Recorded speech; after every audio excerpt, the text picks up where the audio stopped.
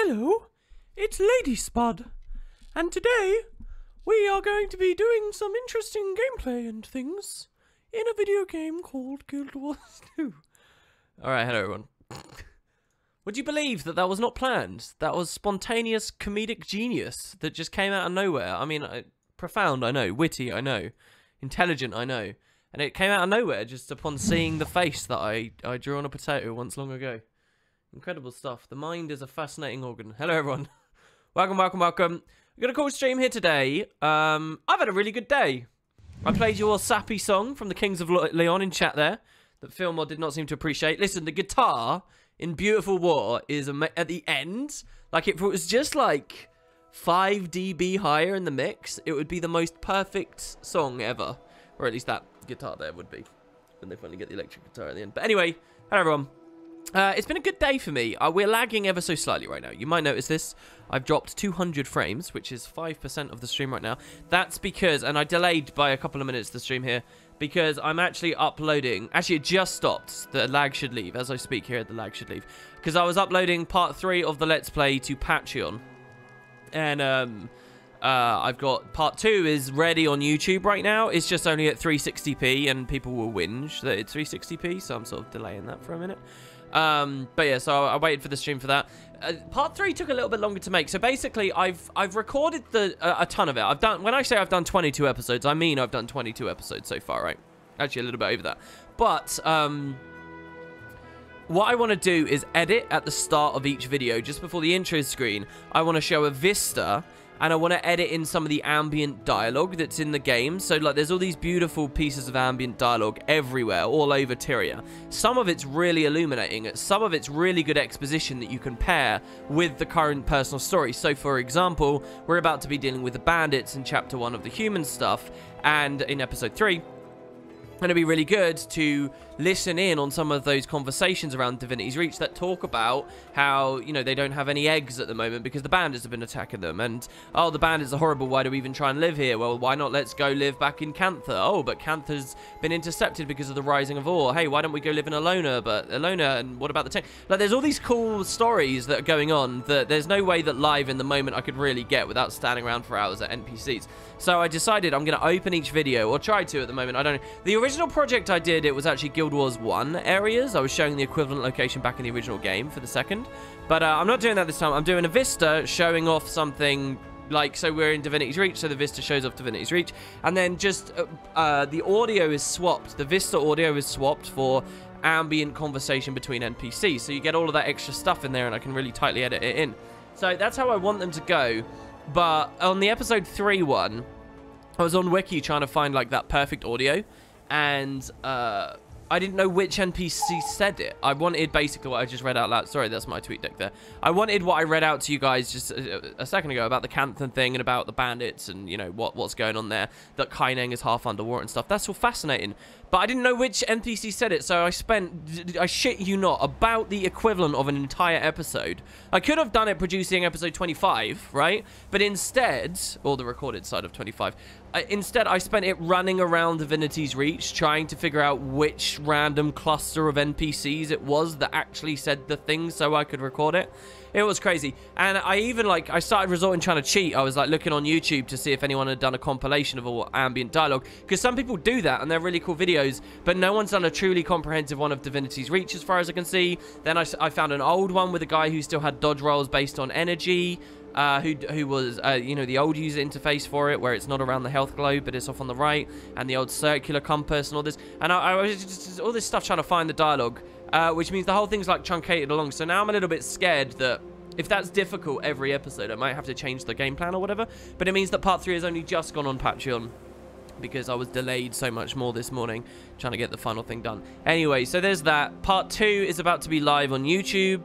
Again, it's just only 360p, so I'll do it, like, in the middle of this stream. So there's that. Now, though, well, let's open up. Before I get into my next story and what a good chunk of this stream is going to be, let's do the intro. And then what I actually want to do, guys, is I'm going to take you in-game to the Guildhall. And we are going to do a pretty big Spud Guildhall upgrade. In fact, should we... No, we won't, because matchmaking might take a while. Well, there you go. Matchmaking becomes a bigger problem when we stop trying. So you see here, this is the vista I'm going to show at the start of part 3. This is actually, because I think this is a beautiful vista. And it's one of the vistas that best represents the city in general. A lot of stuff doesn't, like the vista hones in on a graveyard, or it hones in on a specific god statue. And what I really want is the city. This is a little bit more of the Ossen Quarter, admittedly. But, you know, especially this last shot. They do some good stuff with the camera. They do some FOV change-ins, a bit of fisheye going on there. So yeah, that's the one that I opened with. That's where this Mesmer's looked in. But I'm going to go to the Spud 2 Hall. We have a really big upgrade for the Spud 2 Hall. I think the arena is ready, which is pretty exciting. So we'll do that. But yeah, we're going to intro the stream. I'm not going to be gone for very long. I'm just going to get a cup of coffee. And then something else very exciting, very, very, very exciting has happened. And that is... I got permission to read the audiobooks, which we will talk about very, very, very soon. So see you guys in just a sec.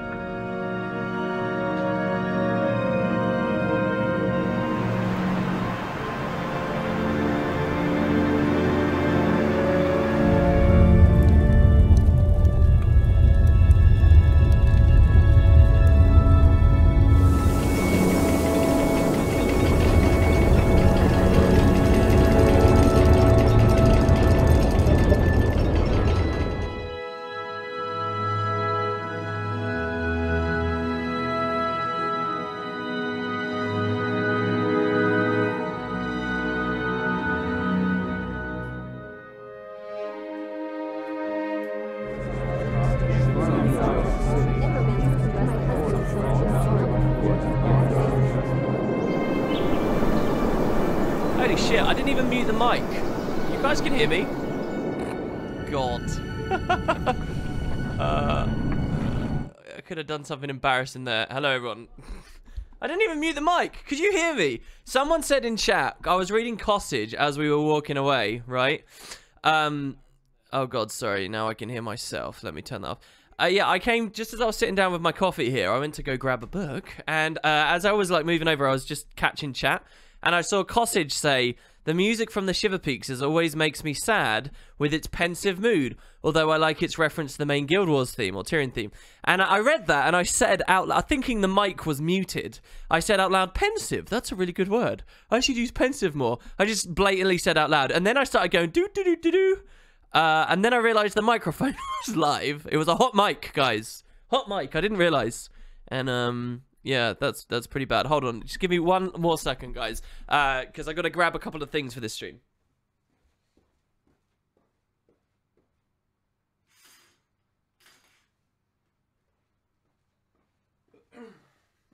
Alright, there we go. You can probably, if you rewind the stream and listen really carefully below the concept art, you can probably hear it. Yeah, so what was I showing you? These are the GDC... I'll turn them down. These are the GDC concept reels. These are art reels. They date back to 2010, I think. Let's have a look. Yeah, 2010. Game Developer Conference, concept art reels. There's 4 parts. They're all up on YouTube. These, funnily enough or not, whatever, might be on the NCSoft site and higher quality versions, which I'm kind of keen on looking at. These are not. These are just ripped off of YouTube, 720p. They are really pretty, though. These kind of, these were one of the moments I realized I was falling in love with this franchise. The sense that you get from this of what Tyria is, what it could have been, the tone of the setting, the scope of the setting, all of that stuff, is really profound, right? So, like, that's not going to be replacing my intro or anything, but I wanted to show you guys it because it's really something. I don't know whether there's any video game that can really translate the sense of grandeur and magic and fantasy that a concept art reel like this can deliver. I suppose nothing will ever be able to match the bounds of one's imagination, but it is incredible, right? And it's sort of one of those things I lament, actually, when I look at what we got in the end, that it doesn't really capture the sort of monumental excitement and feelings I had back in 2010 when this originally came out. But what a world to explore, right? Put yourself in the mindset of, like, not knowing anything about this franchise. If this doesn't make you want to explore it, I don't know what does. I mean, we also get a bit of an insight probably into what it's like to be a developer and relying on concept art, right? And concept reels. I think this kind of stuff's beautiful, actually. I don't know shit about game development, not the slightest thing. But I like to think if I was in some kind of prominent position within a company that was developing software like this, this is so powerful, right? You'd want all your devs to see this, wouldn't you? You'd be like, because this is just so inspiring. It would capture their imagination like 1,000 times over. Who would watch this and be like, I don't want to create this world? I mean, you would want to create this world, wouldn't you? And it's so much more powerful than just looking at an image on a computer screen or hung as a piece of concept art on a wall or something. Just pairing it with the audio, just to that little extent. Slight sound effects, bit of the soundtrack. Beautiful. Really, really good. Anyway, the reason it's on this stream is because I thought it'd be kind of cool as background material for something coming up. So let's jump into it. First of all, let's go in game. And here we'll actually put the regular audio on again now, which is, you know, also very, very good. Here we are at the most beautiful guild hall of them all. I actually do believe it, especially with a good usage of Guild Wars 2 hook to blur stuff away. We are at the, Christ, what's it called? The Windswept Haven. And we are about to build the, okay, we are about to build the, arena, which is all the way up there, right? Isn't that the arena? Am I wrong? That's the arena, isn't it? So yeah, really big moment. I am a dirty, horrible, disgusting, man, and I have no business being the mascot for this community. For I have done something truly selfish and gross and nasty and rude, and you should all think me a pathetic individual. But to do this upgrade, we needed PvP potions. So when you do your daily, you get a potion of PvP reward. And you guys know I've been PvPing a lot. I have had at least League 9. I played 983 games last season. I almost played 1,000 Season 10 games. I won 563 of them. And of all those rewards, what did I dedicate to the arena? 0. Zilch. Sweet FA. Nothing. Nada. Nip. I don't know any other words for 0. So yeah, I mean, I was extremely selfish. It all turned into Istan reward tracks, which you saw from that amazing stream yesterday. But basically, this is not just about putting myself down. Thank you to everybody who's actually contributed to this. You guys have done amazing. I need to actually figure out where the hell the guy is. I remember setting up the camp originally. It's over here, right? So yeah, just thank you everybody who's actually submitted to this, who's helped out with this project. Like, is kind of an idealistic thing I've got where I'd really like to film and show on stream every single upgrade in action. But I'm not the one that's putting in as much attention, especially for this one, as others in Spud 2 are.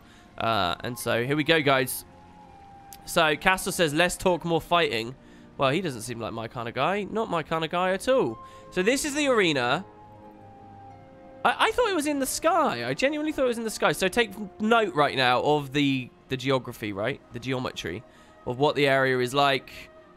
Because when we build this up, the whole place is going to change. And I think it's quite a big, profound change. So what upgrades are available for the arena? Arena Restoration 2. Complete the restoration of your arena and enable battling between red and blue players. We get 100 guild XP. So this will cost us 2 of our 3,000 Ethereum, 500 favor. I'll spend the rest of that on this stream as well. And then it's going to cost us 400 large bones, 400 potent blood, 4 celestial orichalcum imbued inscriptions, 4 celestial intricate gossamer insignias, 50 leyline sparks. Don't forget when Heart of Thorns came out, this was an actual currency. 200 ectos, 100 potions of PvP reward. You guys are gods. 100 opal orbs, 500 elderwood planks, and 500 mithril ingots. Arena Restoration 2. Let's go, baby. We hit level 18. Congrats, guys. Ooh, yes.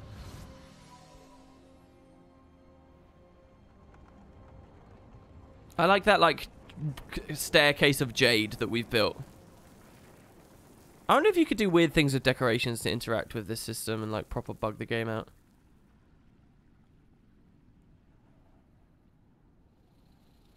And voila, you even saw right at the end there the banners. They still messed this up. The arena is now open. Challenge your friends. Pummel your neighbors. Batter your guildmates. Badger your ex. It's time to rumble. Badger your ex. I like it. I like it a lot. That sounds really good. Yeah, oh man, I still stand very much by what I said last year with the Heart of Thorns review. Imagine, guys, if that wasn't a cutscene. Imagine if the animation to build this up played very slowly over the period of about 20 minutes.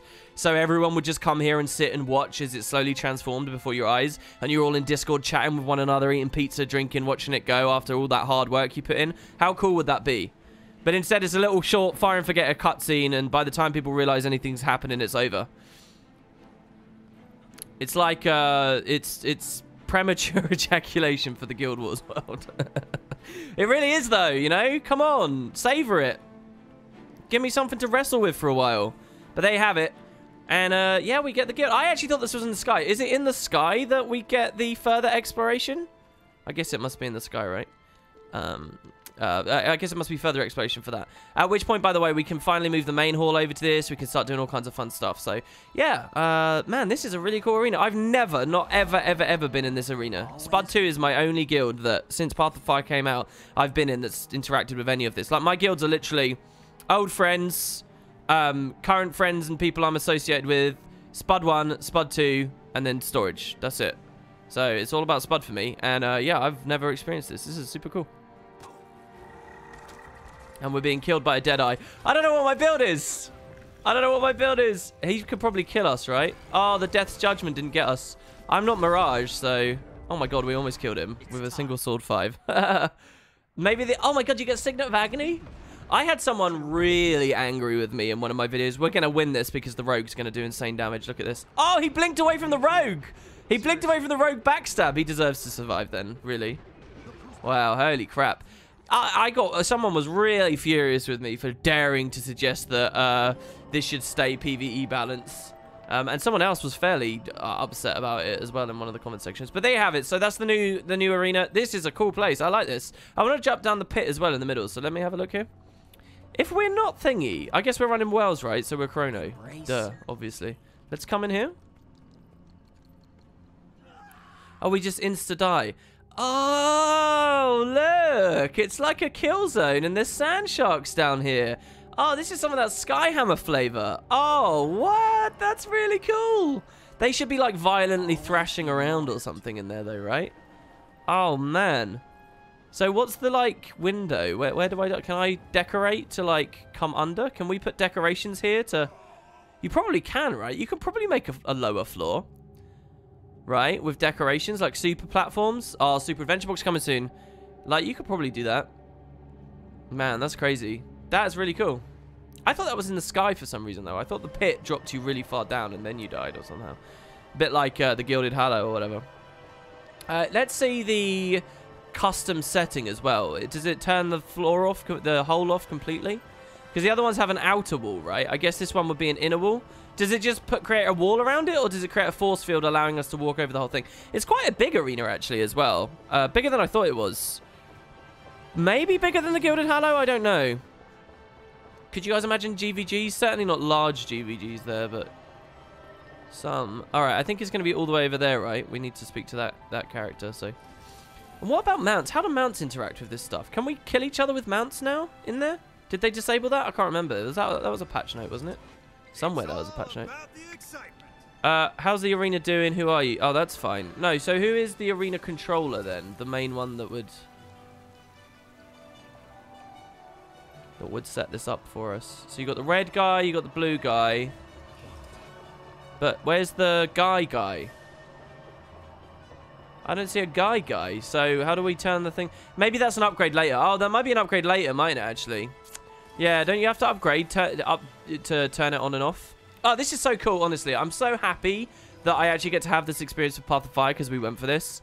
Instead of it just all being done instantly. Oh, this is great.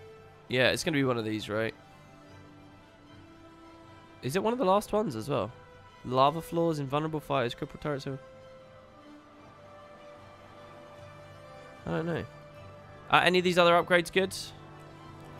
No, we're not ready for any of the other ones. Right, but I will spend the favor. Let's go to Lion's Arch and let's spend the favor so that we're not capped on that for too long. And then, yeah. Is a guy something like a shy? A shy guy, sorry. Oh, what, from Mario? See, look, I know other games. Shy guys are from Super Mario. They are small, floating, red-cloaked guys. Spud Club 2. Just watched an earlier stream where you talked about the new mastery and how useless it is. Then you talked about the Heart of Thorns mastery work, the poisonous areas of the Sandswept lies. Now, when I played the new map, I assumed you were supposed to use the new mastery, mountain healing in the poisonous areas to survive. So it does have some functionality.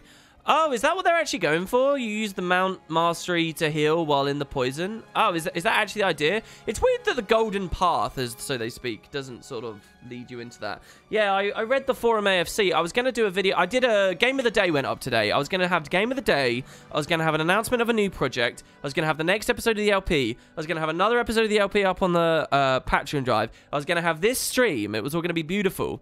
But the AFC video that I wanted to do on top of that was like really boring. I read the AFC. What is that? There's like one god, right? Jessica Price.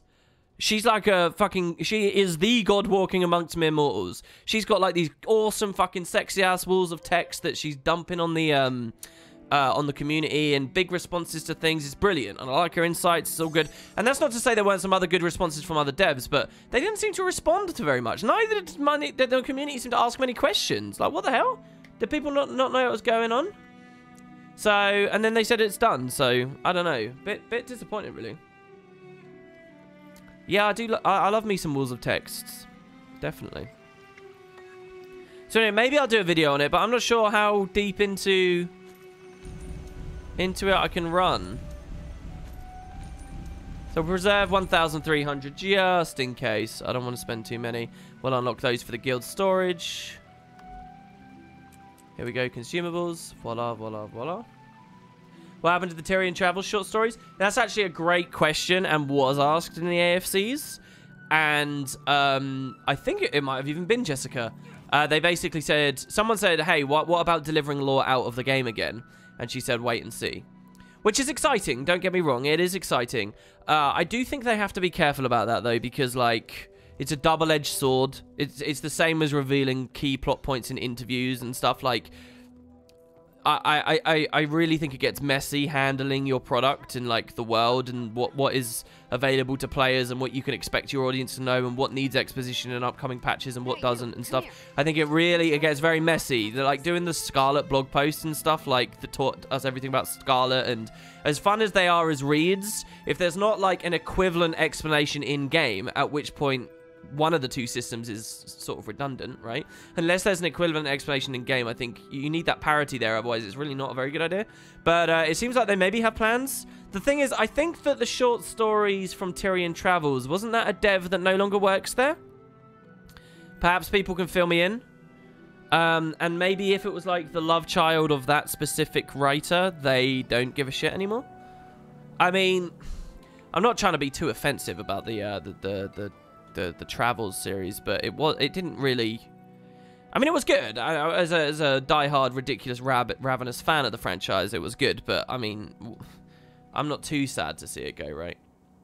I wouldn't be surprised if no one else there is particularly inspired enough to pick it up to carry on someone else's work. I mean, it has to be a really good work for you to inspire that kind of loyalty among your colleagues, surely, right? Anyway, I don't know.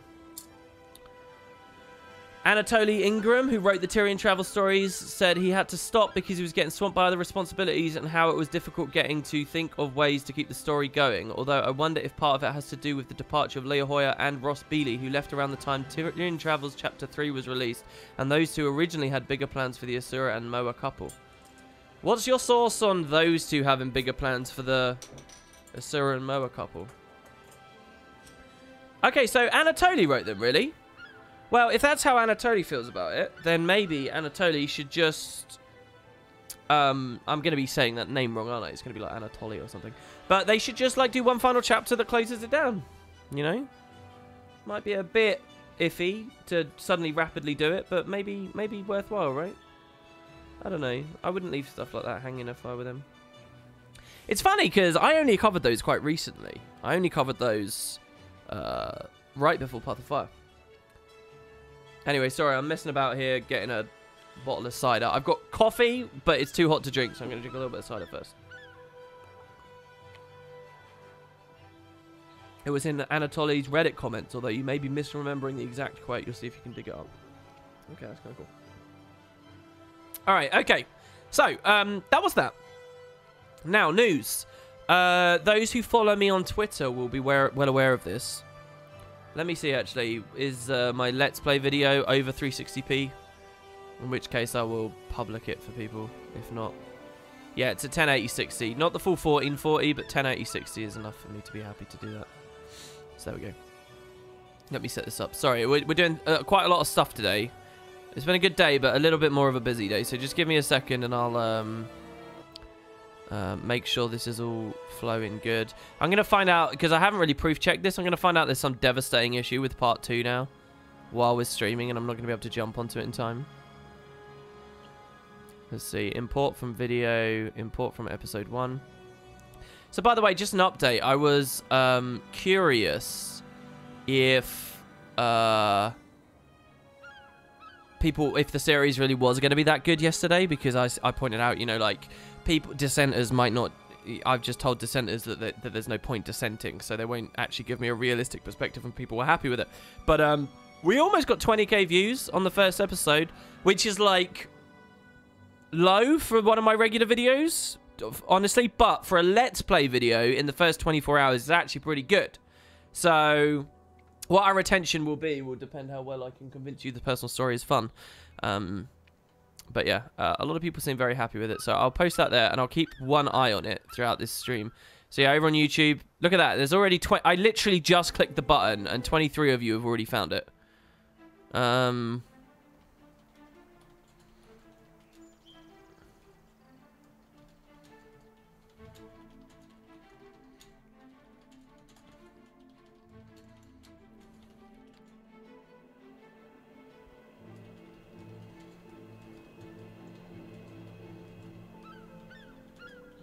1 second, guys. Sorry.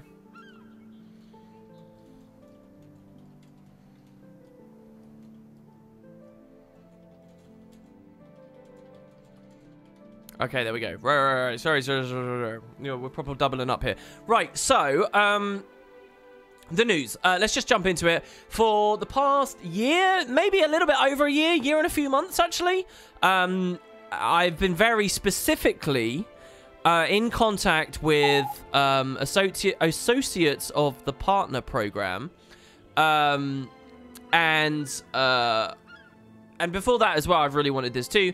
To try and read the Guild Wars 2 novels to you guys. As you guys know, I'm really excited about that. I've always been excited about the novels, actually. Over on Concrete Ducks, I quite like voice acting style thingies. Projects, I still want to pick some Concrete Duck stuff up. You'll remember the last episode of Visual Woods ended on me swearing to you all that I was going to try and make sure that that Visual Wood time I was spending with Matt on a Thursday and a Friday would go into something productive that was not to do with the main channel. And my thought at the time was going to be Concrete Ducks. I still care about that stuff a lot. And so the novels are really, really good. I've talked about this so many times. I want to read them. I want to read them in private, but every time I want to read them in private and remind myself about them, every time I want to finish the Sea of Sorrows, Rhys Soseby's novel, every time I want to do it, I sort of stumble over myself and trip up because I'm like, it would be really cool to read it out loud. I basically want to let's play those novels, right? I want to read them out. I want to share them with the community because it's kind of like, here, I'll show you this again. It's a lot like this, right? The novels are a lot like this. They give you a perspective, a sense of Tyria, of the environment of the world, that the video game will never be able to do for you. Because they allow so much more opportunity for your imagination to fill in the blanks. And they can present a different world tonally, they can present all kinds of stuff. Stronger characters, theoretically, more interesting dialogue, and so on. So I do like the idea of going back into the novels. You guys actually know, or should know, full well, that I actually think one of the novels is terrible. No offense to the talent that went into making it, but the second novel I think is really awful. I've often described it as, it feels like the author had a quota of pages to fill, didn't want to learn much about the setting, and so filled as much of it with just like nonsense depictions of battles. So one of the novels I really don't think is very good. However, the first novel I think is all right, and bizarrely, even though I never finished it, this is going to be weird, and you're not going to be able to, I wouldn't trust myself saying this, right? If I heard a streamer saying this, I'd think he's lying, right? So I wouldn't trust what I'm about to say, but it is true. Bizarrely, the third novel, Rhys one, even though I never finished it, I actually think is probably the best of all. I guess at the time of me reading it, you say, well, why didn't you finish it then if it was the best of all? I think it was really just sort of where I was in my life at the time that I was reading it. And not that there was any drama going on, but just like my general enthusiasm for Guild Wars was maybe sated by Guild Wars itself, while the other novels, it wasn't out yet. You know, stuff like that maybe. But for one reason or another, I never actually finished it. I also very much... Rhys kind of had a horrible thing for her, because basically, Ghosts of Ascalon, they go back to basics, and they teach you who are the Char, who are the humans. It's like... it's a book written for... So, like, let me ask you, Menzies00 in chat, who's your mum, right? It's a book for your mum. Right? Does she know about Guild Wars? No? Good. Then Ghost of Ascalon is for her. It's for people who don't know anything about the franchise, and they're on the outside looking in, and it's sort of, it's an introductory handbook, right? And that's good. That was the first novel they released, and that gets people hyped for this upcoming MMO called Guild Wars 2. Perfect timing. Well done. Ghost of Ascalon. Solid. The second novel, which I've already described some of why I really don't like it, did the same thing again.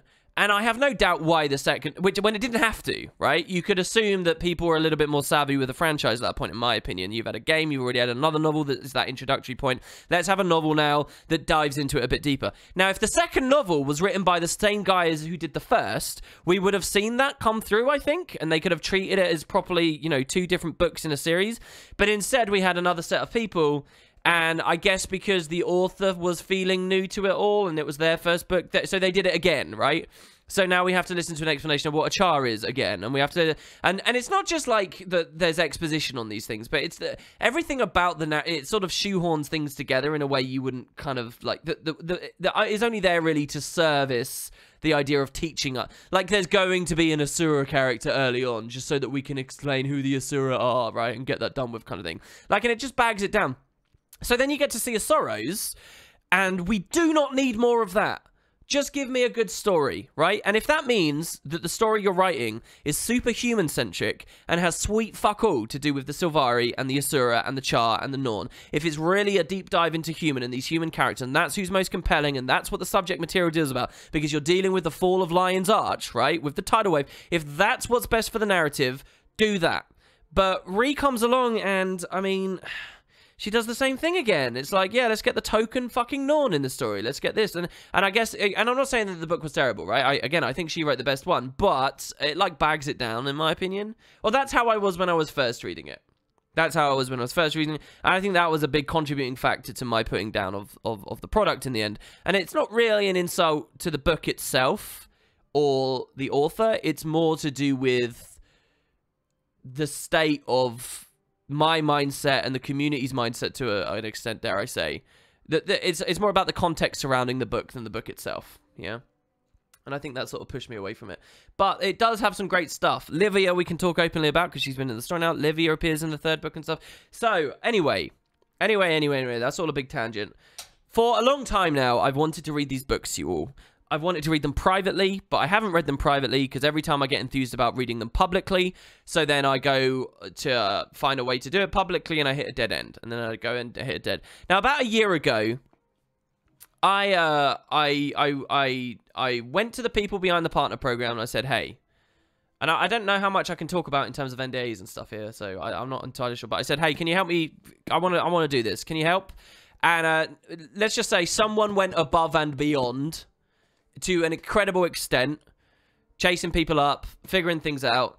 And today I got confirmation, and I'd love to read the email and everything to you, but again, I think it's under NDA. I've confirmed I can tell you the news.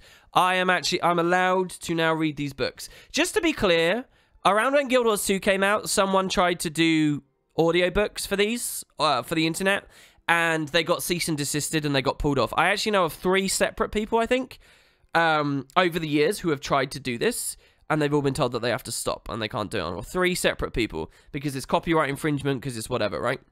And they've not been allowed to. So it's not even a case of like sometimes there's just kind of things where I skirt the line, and I could do a video if I wanted, but I don't want to piss people off, right? So like Guild Wars 1, there's a tool, a third-party community-made tool right now called Guild Wars Toolbox. It's an amazing tool, right? It does all this cool stuff. It lets you free cam in Guild Wars 1. It lets you change FOV in Guild Wars 1. It lets you access NPCs even though you're not near them. It allows you to a lesser extent set up macros. It allows you to see DPS meters. It's like the ultimate tool. And blatantly, it is a tool that if it existed in Guild Wars 1's heyday, would not have been allowed. The devs would have crunched down on that shit instantly, and it would be major ban waves for running it. However, because Guild Wars 1's been in its twilight years for all this time, pretty much everyone who plays Guild Wars 1 runs Toolbox, and everyone knows about it, and everyone understands it, but nobody gets punished for using it, because generally it's just enthusiastic players that have it in their hands, and they're doing it for fun things like making videos and, you know, doing their speed clears and just removing stuff like that. So, Toolbox is like this weird grey area, right? And, I once upon a time made a video about Guild Wars Toolbox, and I went to the developers and I said, hey, would you be okay with me posting this? I didn't have to do that. And they watched it and they said, actually, yeah, this is a bit too skirting the line. Can you please not? But even then, it was, can you please not? They can't actually stop me. It's just, I'd be a dickhead if I did it, right? Like, learn to toe the line every now and then. And, you know, maybe show other people some respect. You might get some of your own kind of thing, right? So, like, there's a lot of situations like that, like a Toolbox situation, where it's like, oh, maybe I could make it, maybe I couldn't, and it's up to me. The novels are not that at all. The novels are, upload this and you are fucking breaking the law kind of thing. Like, this is bad, you cannot do this, all right? Hard barrier, hard blockade. And today, that blockade just came down. Death. So okay, all right. I'm not going to just swing into it here. So I want to do this. So here's what I'm going to do. I only just got this news earlier. On this stream, literally right here, I'm going to read chapter 1 of Sea of Sorrows to you guys right here, right now. I'm actually going to do it. Because it's the thrill of doing something that was wrong once upon a time. So I've got it in my hands here. And we're just going to read it and we're going to see. So I'm doing this as kind of a test thing, because I want to put these on YouTube, and this will be a series. What a cool companion, by the way, guys. What a cool companion series to the Let's Play. Hey? Yeah? oh, it's going to be good, right? But here's the thing. I don't know how long it's going to take to read a chapter. I don't know what, like, release cadence I'll have. I don't know how well I'll pronounce things. I don't know what my articulation style is going to be. I don't know any of that. So I basically have to prototype this in some respect at some point. And I figure, why not here? Why not now? Why not live with you guys? I will read chapter 1 of Sea of Sorrows, which I have not read since the year this book came out, which I'm guessing was 2013? Yeah, 2013.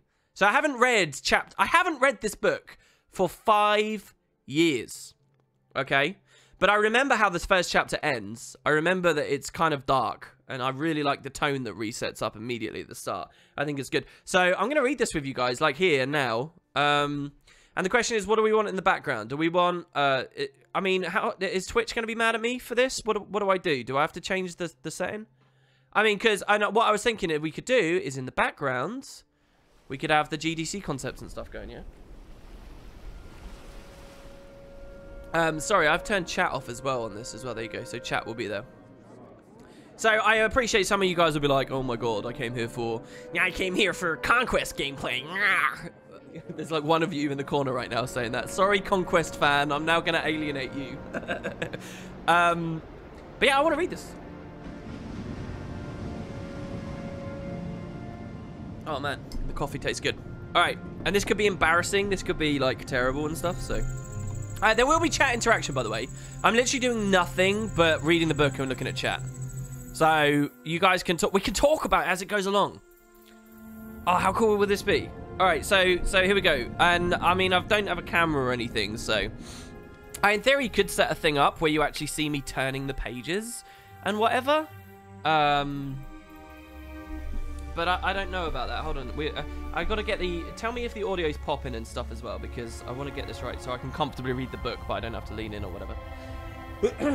Alright, so here's the blurb, alright? So, first of all, based on the acclaimed video game series from ArenaNet, Guild Wars Sea of Sorrow, written by Ree Soesbee. Ree was one of 2 chief world builders and, like, setting designers, top-level lore builders and creators from the franchise. I think, actually, she even predates Jeff Grubb, I think, who, is an acclaimed writer in his own respects, but only came to the franchise during Nightfall.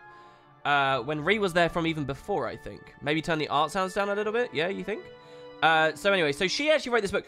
And I was excited about this book more than the others because Ree, like, this is her baby. Guild Wars is her baby, right? Like, the other authors, like, they had interactions and stuff. Like, I think Jeff was a contributing author to Ghosts of Ascalon, I think. Or maybe the second one, or maybe it was, like, one of his mates wrote the second one or something. I can't remember. But, like, so I was excited about this. I was excited to see Ree's take on this, yeah? And so this book, well, I guess we'll see. This book, right, there's 3 books. One of them takes place 5 years ago. One of them takes place 2 years ago. So Dougal and the Ghost of Ascalon is, like, 2 years ago. From launch, right? Launch, sorry. So, the year... I keep forgetting. I forget it constantly in the LP as well. Let's see here. Let's go to the game. The year 1325 AE, okay? Ghost of Ascalon takes place like 1 or 2 years before this. Edge of Destiny takes place 5 years before this. And the book I'm currently holding, you can't see, but Sea of Sorrows by Ree Soesbee, the 3rd and final novel to release, this is way back in the timeline. This is about Lion's Arch and the destruction of Lion's Arch. Not Scarlet's destruction, Guild Wars 1's destruction. And in fact, I do this in the Let's Play as well. Here, we can go to the Western Ward, right? If you guys have a look here. At the monument to... This like, 9/11 monument, right? This monument to the Scarlet destruction, right? There's a Mariner plaque here. So, hold on. We'll read the Mariner plaque. It says, this is a quote from a guy called Kabaya Mariner, founder of Lion's Arch. The year is 1231 after the Exodus. And this quote says this: we make it a free port, not beholden to any nation, the port that would be open to any and all, so long as they fight against awe and help to keep our waters clear. This character, this quote is in the book that's in my hand right now, that I'm about to read you chapter 1 from, where the context for this quote is this book, okay, from the founder of New Lion's Arch, Pirate Lion's Arch. And Cassin says, part of me was sorry to see Kabaya's image incorporated into this somber memorial, though his statue was another casualty of the recent senseless destruction, and we say, why wasn't it restored along with the rest of Lion's Arch? Some felt that his ruined statue would serve as a powerful reminder of the city's tragedies. Our founder would grieve to see his city destroyed over and over again. And we say, I imagine he'd be proud of the city's enduring, indomitable spirit. And he says, well said, as a fellow admirer of his legacy, you may be interested in the historical plaques that I've set up for Tyrion to learn about the life of this remarkable man. And there's actually an achievement to go find all of these plaques, okay, and these quotes. But it's all referring to the events of this novel here, Sea of Sorrows. So here's the blurb. Death sails the seas. The lost kingdom of Or lies beneath the ocean waves, an entire civilization swallowed by an ancient cataclysm. For centuries, it has lain dormant in the depths, its ancient secrets lost. Until now. The elder dragon Zhaitan has risen. In its wake, the drowned kingdom of Or is reborn, and another is destroyed. The city of Lion's Arch, for generations a cornerstone of civilization in Tyria, is brutally swept beneath the waves, leaving nothing but ruins. Among the survivors is Kabaya Mariner, a human sailor shipwrecked by the tsunami and stranded at sea. When he is rescued by a ferocious Char, Kabaya knows that he's been plunged into a world forever changed. Now, Zhaitan's undead servants dominate the sea, destroying port after port and slaughtering anything in their path. In the midst of ruin, Kabaya vows to see Lion's Arch rebuilt. Amid the storm of the dragons rising, Kabaya must become a hero to his crew and an admiral to the pirate fleet and face against the ghosts of his past. Only then will he master the Sea of Sorrows and crush the Armada of Or.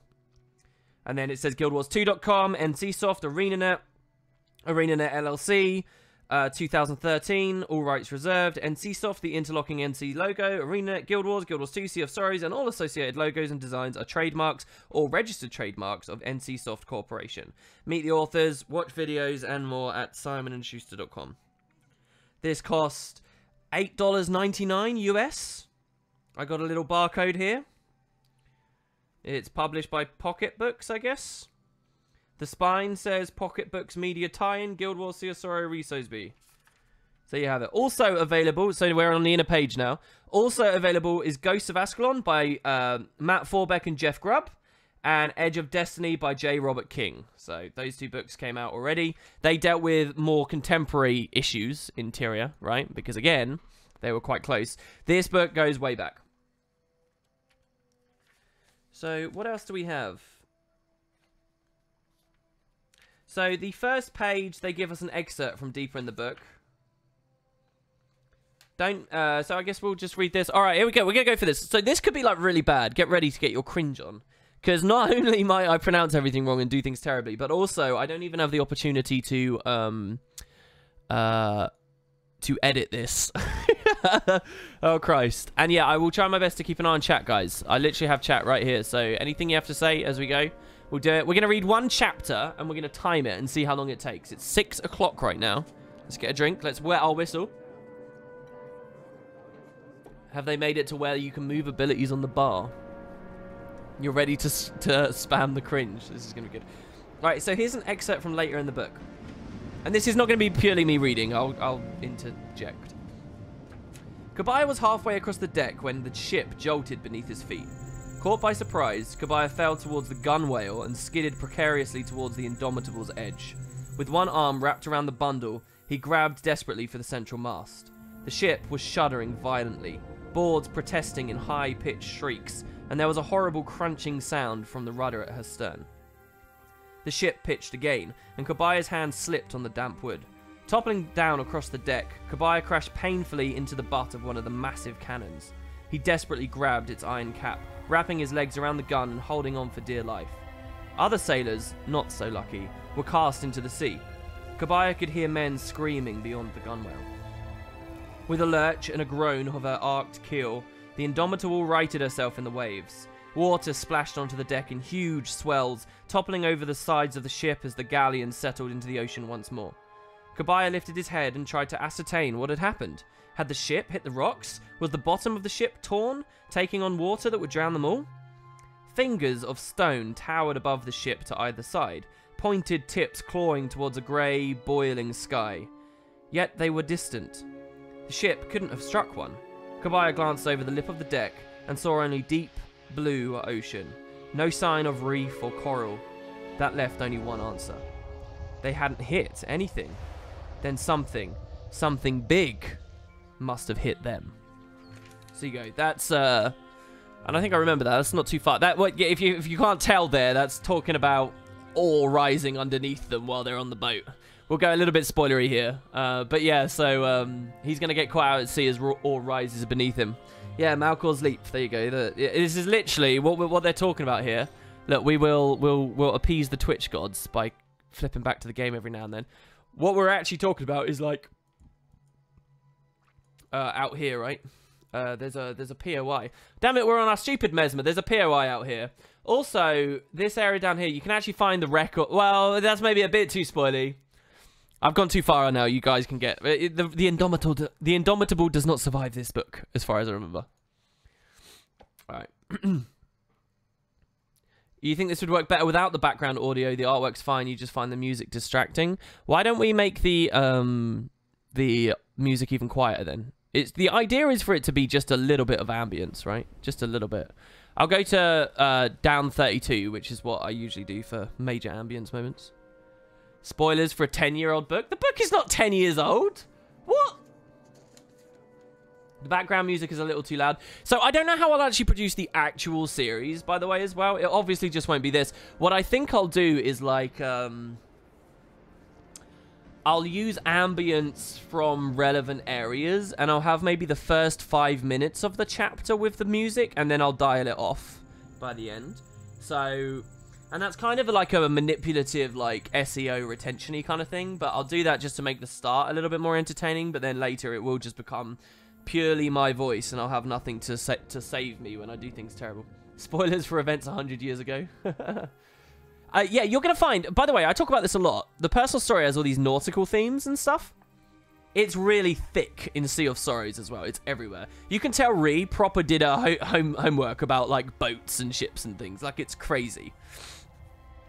So yeah, we're now on page 2. It says, don't miss the other thrilling novel, Fantasy Adventures from the World of Guild Wars, Edge of Destiny by J. Robert King, and Ghosts of Ascalon by Matt Forbeck and Jeff Grubb.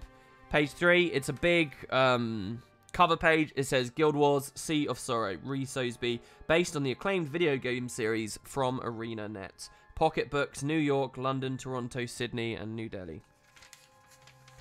Page 4. The sale of this book without its cover is unauthorized. If you purchase this book without a cover, you should be aware that it was reported to the publisher as unsold and destroyed. Neither the author nor the publisher has received payment for the sale of this stripped book. Is that really a thing? Has anyone got any anecdotes for me about that? Is that a thing?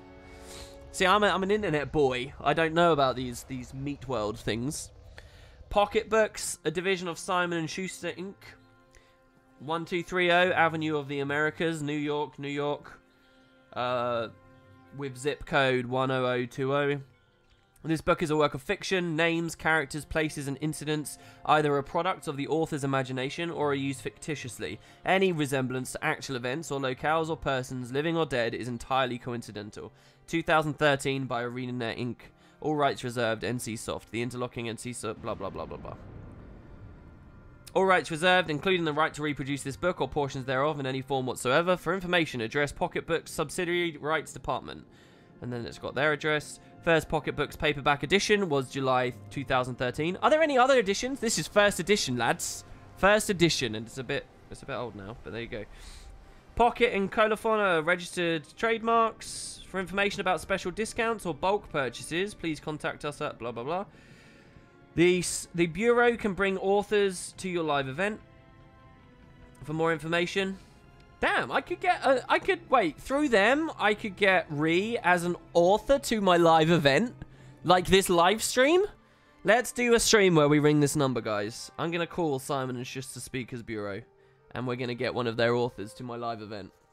We'll get Ree to read the book and put it on the Wooden Potatoes channel. Can you imagine how good that would be? I wonder how much I'd have to, like... bargain with her to get that to happen. But what if the real undead peninsula risen from the depths of the ocean gets offended? The legal team, probably. All right, so finally, next page. It's a dedication. It has nothing on the page except centered, italicized. It says, for my friend and sidekick, Emily, whose courage inspires me to inspire others. Do we know this Emily as the community? Is that an associate of ArenaNet in any way?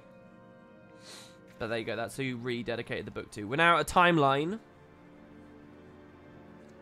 So this timeline's kind of interesting because it doesn't go very close to Guild Wars 2, right? Like, so again, we here are at 1325. This book is set so long before that there's a huge number of things. Like, if you read the Ghost of Ascalon timeline, it goes quite deep, right? If you go to the wiki timeline, it goes even beyond 1325. This timeline doesn't actually go that far, even though the knowledge was already out there about the franchise and the world and stuff, because it's not relevant to this novel, because this novel doesn't take place anywhere near launch, yeah? So if you read Ghost of Ascalon, it will have on the timeline stuff to do with Destiny's Edge, which happened a few years earlier than Ghost of Ascalon. But yeah. It's weird contextualizing Ghost of Ascalon, Destiny's Edge versus launch compared to launch, which is now 5 years before Path of Fire, right? Like, it's really weird to do that comparison. It feels like so much happened between 1320 AE and 1325 versus 1325 and 1330, which is what we're about to reach, or we just did with this most recent Winter's Day, right? I think it's really weird, but obviously a lot has happened. Freaking 2 Elder Dragons have died in a lot of ways. Too much has happened.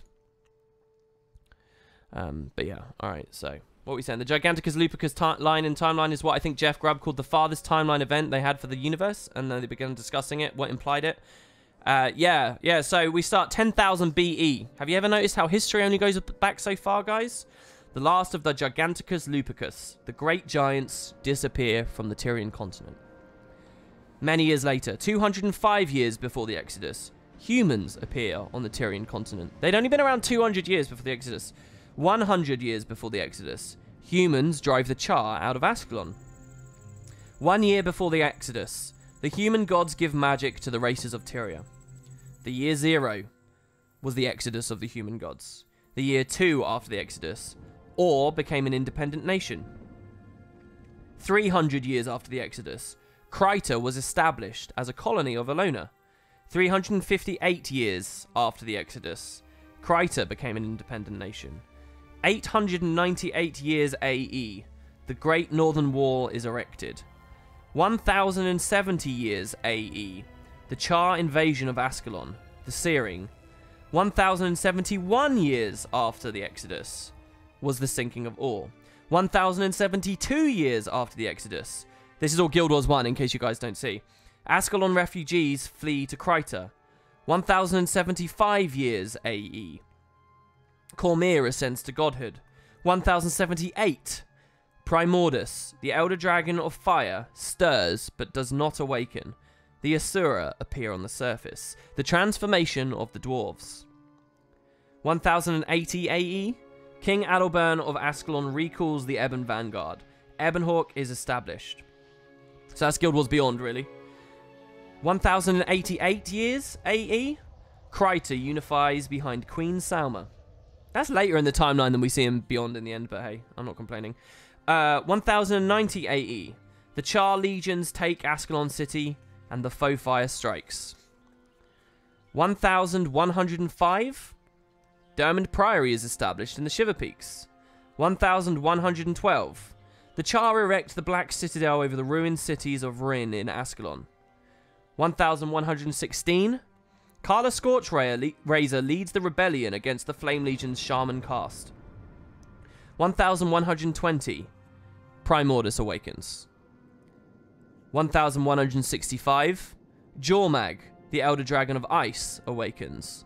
The Norn flee south into the Shiver Peaks. One thing I've just noticed I'm doing, by the way, here is I'm reading not exactly. I'm changing the syntax a little bit. I'm going off the rails a little bit.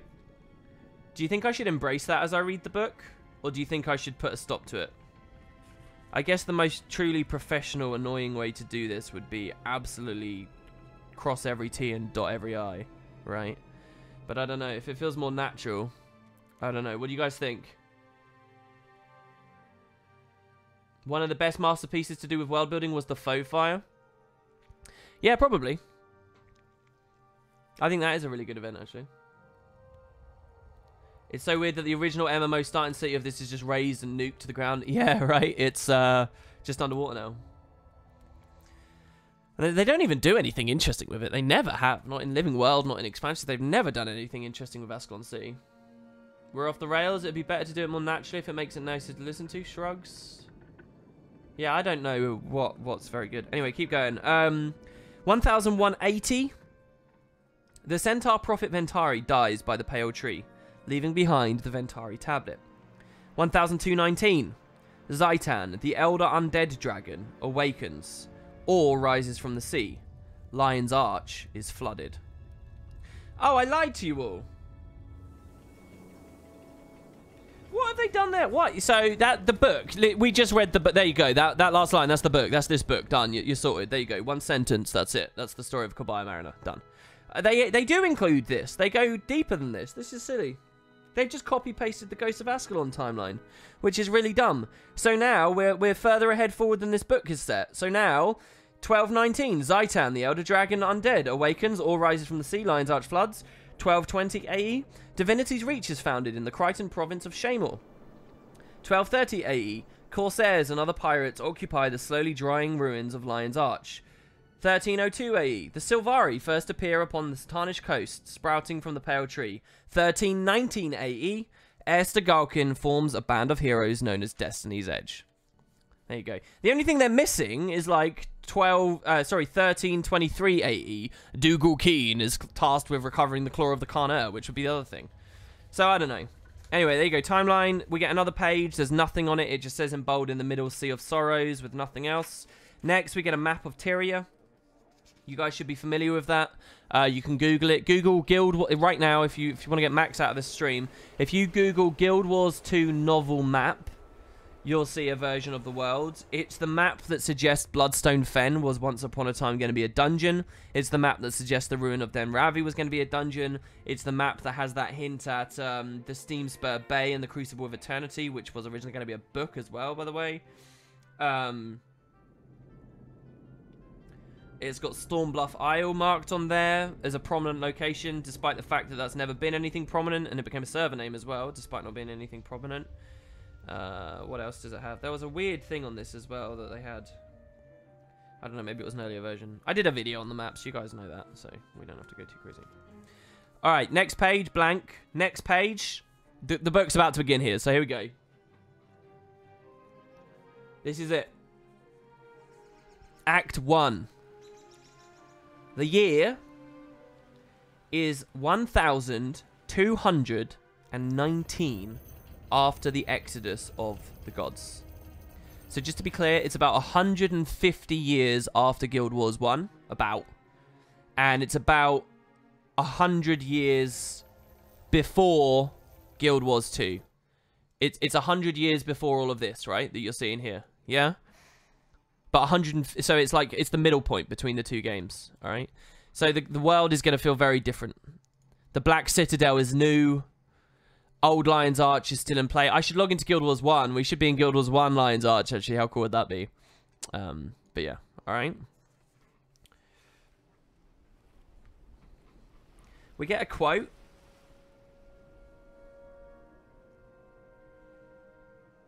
It's a song. Oh, they don't start off easy. I have to sing a song. We're going to go for it. Here we go. Oh, you don't know storm till you ride the wind. Beneath cold and blackened skies, oh. Till you're sailing through a thunderhead. With the lightning in your eyes, oh. Death he laughs in the sails and the jags. And the bloody sun won't rise, oh. It's like a sea chanty. What do you want from me? What do you want? That's how it opens. Okay, weather the storm.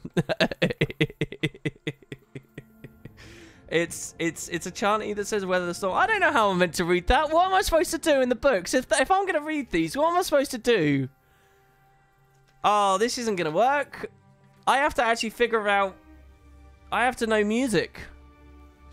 Oh my god. Alright, there you go. Chapter 1. By the way, the icon for the chapters is like across sword and shield, which is the old mission icon from Guild Wars 1. That is not singing. It's very rude of you. Okay. A sharp breeze swept through Lion's Arch. The curious offspring of cold ocean currents and warm southern winds drifting inland. It wove through the streets of the city, whispering in doorways and slipping down alleys. The cold season had been a long one, and ice still glinted on the puddles of melt between stones in the uneven streets. Yet, even in Kryta, winter must eventually yield to spring. The wind broke into a gust, and the ships at the harbour shook and quavered in their moorings, pitching uneasily against the salt-soaked boards of the docks. Spray leapt up from the white cap, a foam trickling around sharp barnacles that freckled the mighty galleon's hull. Sailors clapped their hands to their hats, and merchants grabbed their goods, keeping them close. On one of the larger vessels, a youth jumped down the ship's gangplank, leaning into the wind and propelling himself forward with long, uneven strides. "Thanks for the extra work, Vost," the young man yelled over his shoulder with a wave. He loped forwards on the edge of balance, hardly caring about the wind that shoved against him. Torn, two short pant legs flapped about his calves, and his shoes clung to the salty... Oh god, turning pages is going to be annoying. That's going to be an edit every time. Every time, because I'm not going to know. So, torn, two short pant legs flapped about his calves, and his shoes clung to the salty boards despite their cracked leather soles and worn stitching. Aboard the massive galleon, an older man waved down from the railing. With a leathery grin on his face, he called out, "Are you sure you don't want to sail with us this time, Kobe? We've plenty of berth and could use a good spotter out at sea." "Sorry, Bosun Vost, but I can't go," Kabaya waved back. "There's a pretty girl waiting in the city. I can't let her down." "A girl? Ah, good for you, lad." The older man laughed. "See you on the horizon, then." "Aye, aye, Vost. Take care." The youth leapt over a crate at the bottom of the ship's ramp, darting among the slow-moving fishermen in the hustle and bustle of the crowd as he headed back towards shore. Whistling, he bounded over fishermen's buckets and dodged through nets hung to dry, squeezing through sailors at work without so much as an apology. He was a skinny youth, only just taken out of boyhood, legs ungainly and arms akimbo. Taller than most, Kabaya had not yet grown into his height, and he ran like an awkward colt still finding its balance. He was pale, with white blonde hair flopping about his forehead.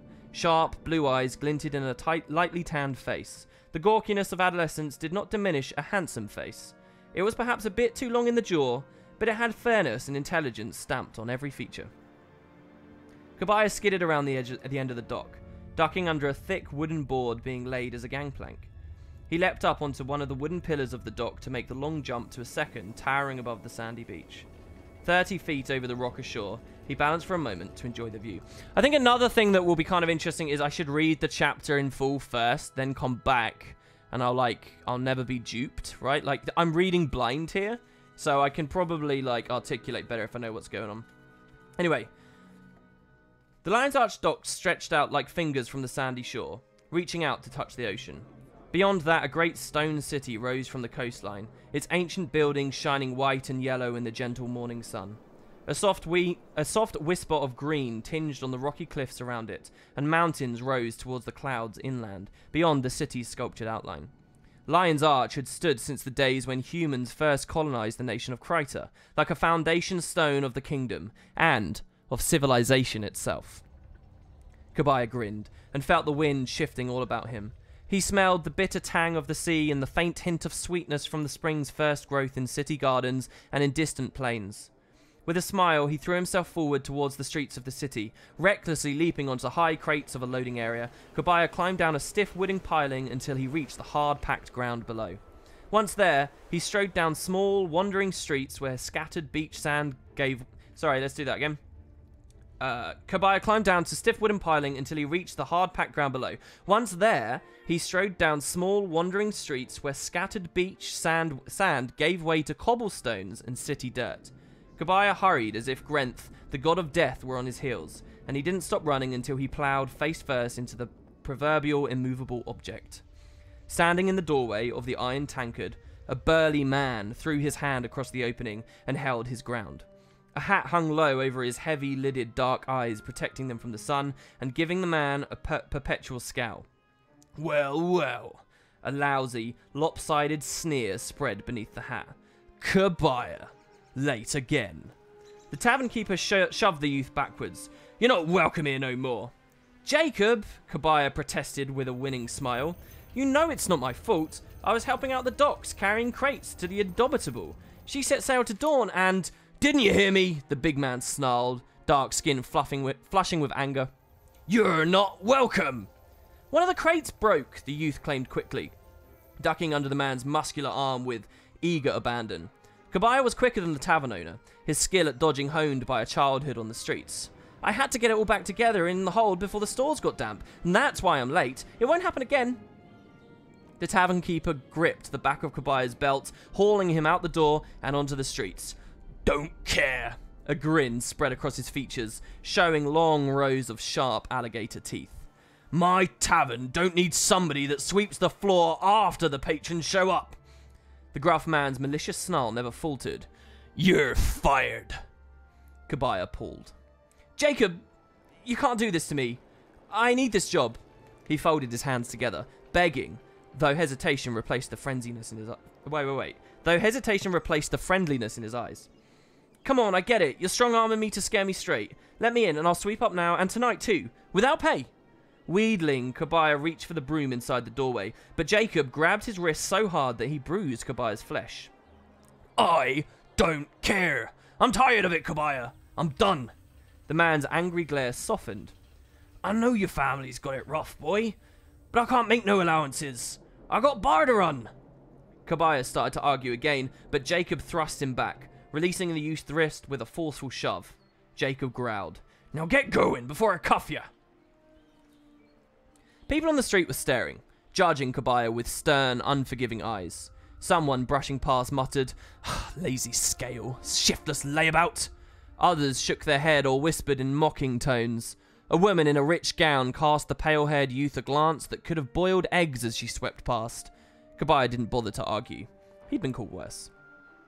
It was as much as he could do to keep his face straight and his jaw square as he slunk away from the dockside bar. Jacob's laughter rang mockingly in Kabaya's ears, but it was nothing compared to what was ahead of him. He'd lost his job. The Indomitable was leaving port, so the extra money from loading the gallon would vanish too. Few ships were willing to trust a street kid to heft valuable cargo. There was little work in the crowded city of Lion's Arch, and with no real skills or training in craft, Kabaya was completely adrift.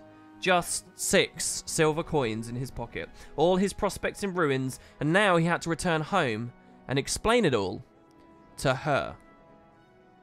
The populace of Lion's Arch hustled about their lives, ignoring the tow-haired youth wandering dejectedly through its cobbled streets. The city hadn't lost any of its beauty. Sunlight glistened on the waters of the Lion's Bay from the sandy cliffs of Lion's Gate through a strait of the... The sandy cliffs of Lion's Gate through the Strait of Claw Island. Ooh, guys! They actually describe an area of the water as the Strait of Claw Island. That's kind of interesting. We've never heard a reference to that in-game like that. Anyway, sorry. The Strait of Claw Island, illuminating soft white waves in the distant Sea of Sorrows. White sails hovered on the horizon like wave foam. He could hear bells ringing in the harbour, signalling the passing of ships in and out of dock. None of it meant anything to Kabaya. Yet, despite the loss... Oh, our concept art's gone, sorry. Here we go. Let's put that back. There you go, guys. Yet, despite the lost, desperate feeling, Kabaya couldn't stop... Wait, where were we? Oh, here we go. Yet, despite the lost, desperate feeling, Kabaya couldn't stop a smile from creeping to his lips at the sight of the most beautiful thing in the city. It wasn't a sculpture, or one of the magnificent buildings. It wasn't sunlight, or sea waves, or even glittering gold. It was a little girl, squatting in the gutters outside of Hooligan's Root, playing with an earthworm that wriggled in the muddy dirt. She looked up at Kabaya with eyes the colour of clear summer sky. Kobe! The 4-year-old squeed, her grubby face breaking into a wide smile of joy. Leaving the worm to its own devices, the little girl dove into Kabaya's arms, wrapping her hands around his neck as if to climb right up onto his shoulders. Kabaya laughed and whirled her about. She giggled, careful not to drop her faded rag doll. Though its yarn hair had worn to threadbare patches, its dress was little more than dyed bit of burlap. The little girl cradled it close as he held her to his chest. Hey, Bevy Bear, sleep well? His sister didn't answer at first. Instead, she pushed her dolly into Kabaya's hand. Kiss for Polla? Kabaya obediently gave the dolly a kiss on its forehead and handed it back to the little girl. Only then did she reply softly. No. The little girl pouted, lower lip jutting out like a slice of ripe plum. I had night horses. Nightmares? Briviane? Got Bivian? How do we say this name, guys? Here we go, it begins. This is tough because, like, I definitely have to read these first. Here we have in chat, let's see, how is this spelled? You can decide the pronunciation of this name. It's like the weakest link, okay? Who is the weakest link? How do we say this word here, guys? Bivian? This is Bivy Bear's name. How do we say this out loud? What's a horse? Yeah, no, they do. The horse reference as well is very cool. Bivian? Biviana? Do you still have the in-game Polla? I do, actually. Yes, I do still. So Polla, by the way, that dolly is actually an item in-game. You don't care? You might not care, Dosty, but a lot of people too. People go nuts if you pronounce shit wrong. Bivian? We're going to go with Bivian. Isn't it a French name? Dude, I don't know. I don't live in the real world. I only know words if they appear in Guild Wars. Alright. Bivian is how we're going to go with it, alright? Bivian. Nightmares, Bivian. Kabaya bounced his sister lightly, watching her pale curls tumble across her chubby, dirt-stained cheeks. She clutched his neck tightly and laid her head on Kabaya's shoulder. In her hand, the dolly stitched lips smiled prettily, and her button eyes matched Bivian's, for all that they stared out of a weary-looking yarn head. I dreamed there was a monster outside. Polla was scared. I tried to sing a little song to make her feel better, but that made Mama yell. Bivian sighed heavily, kicking her feet in exasperation. Mama took Polla away and put her in the dark place. Kabaya's blood ran cold. Polla went into the dark place? He asked carefully. Just Polla, not you, Bivy, right? Bivian laid her head on his shoulder, curls tumbling down onto Kabaya's chest. In a small voice, she whispered, Not me. I was very, very quiet, and Mama let me sleep. There was a pause. This time. A breath he hadn't known he'd been holding eased out of Kabaya's lungs. Good girl. His hair lay against hers along the curve of his shoulder, matching like two skeins of the same thread. It was probably a good thing that Bivian couldn't see his expression, for it took him several moments to get it under his control. At last, with infinite care, he lowered his sister to the ground. Here. He forced a happy smile onto his lips. With a wink, Kabaya drew a silver coin from his pocket. He held it up, giving it a flourish so that the metal sparked in the sun. Do you know where I got this? Bivian clutched her dolly close to her chest and opened her rosebud mouth with awe. She shook her head, eyes wide, staring at the money. Kabaya let the coin dance over his fingers. See those big masts out of the last dock? That's the Indomitable. She's got 3 masts and 3 decks and 100 guns on each side. The King of Kryta built that ship himself, and she's one of the finest on the sea. Bivian stared out over his arm, glancing back and forth between the white sails and yellow gold. That's King Bade's ship? His biggest one. And it's a sight to see. It could fit 100 soldiers in it, and it'd still have room for 15 houses. Houses. Well, I thought they said horses. And it would still have room for 15 houses, 1,000 cats. He smiled to see her mouth purse into a little O of astonishment. And Polla, too. Wow! Her eyes were big and trusting. And you were on that ship? I was. I was helping to load it last night. And while I was putting a crate in the hold, I looked out of the porthole at sea. Do you know what I saw there? Kabaya leaned in close and whispered into Bivian's ear. A mermaid. The little girl's blue eyes grew wide as china plates. A real one? Interesting simile used there, by the way, by Rhys Osby. The little girl's blue eyes grew as wide as china plates. So, I guess she breaks the fourth wall when it comes to her usage of metaphor and stuff in this. Not Canthan plates. She doesn't know if you know about Cantha. So she says China. Interesting. I'm sure to 2 of you that are watching the stream right now. Anyway.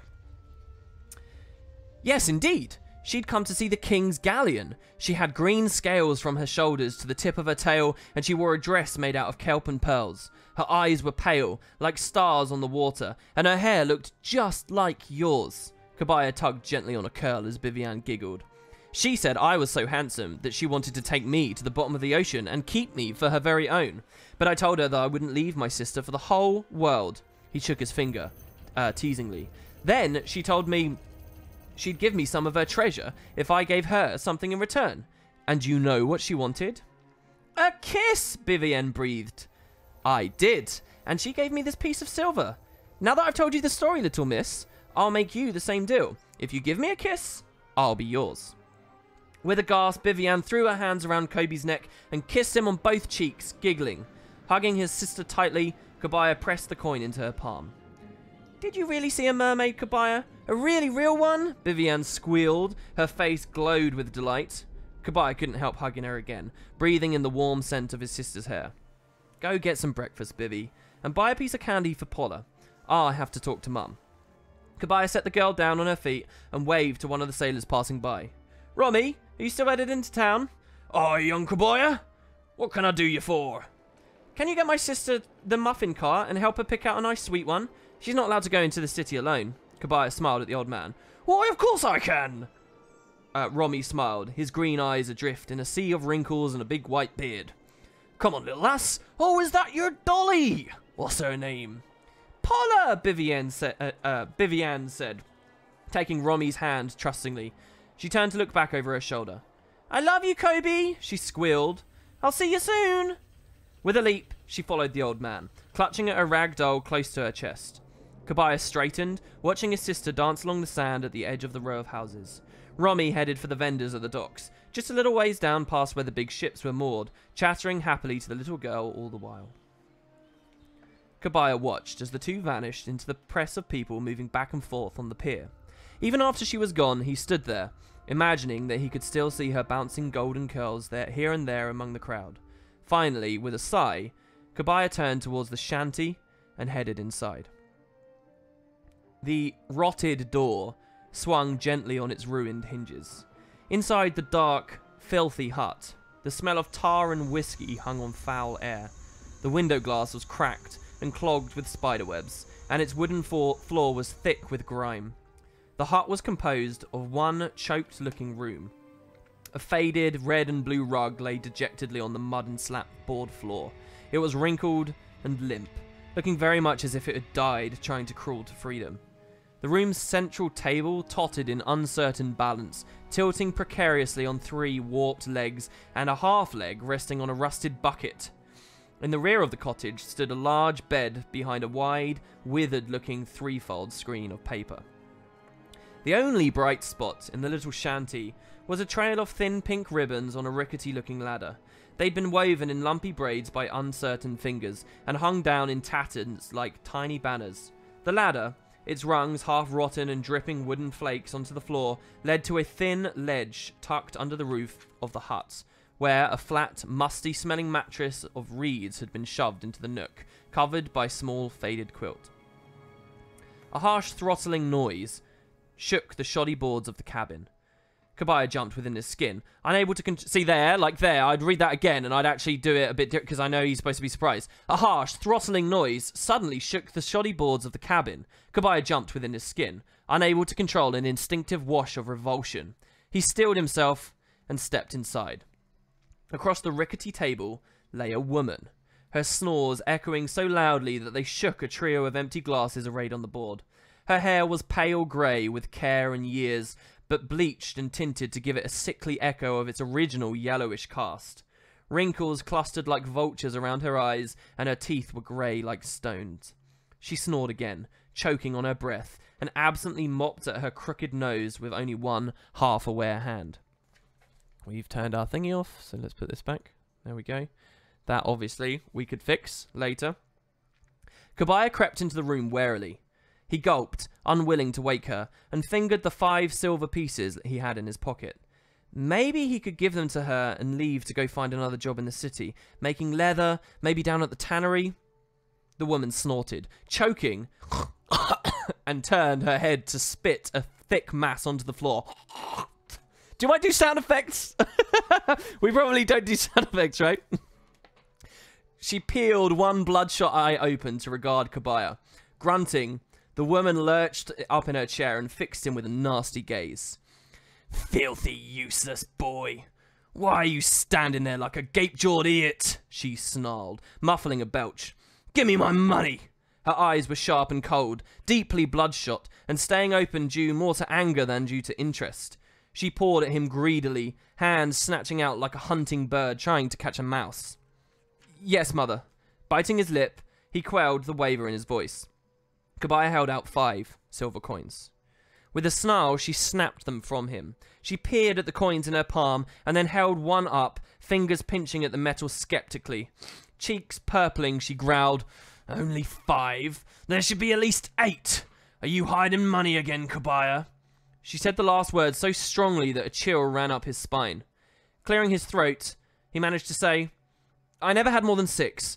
I gave 1 to Vivienne so she could get breakfast." "You what?" Kabaya's mother lunged forwards, rising to her feet between chair and table. Clumsy with the leftover effects of drink and sluggish sleep, she raised her hand and struck him to the ground. "That girl doesn't need breakfast. She's fat enough.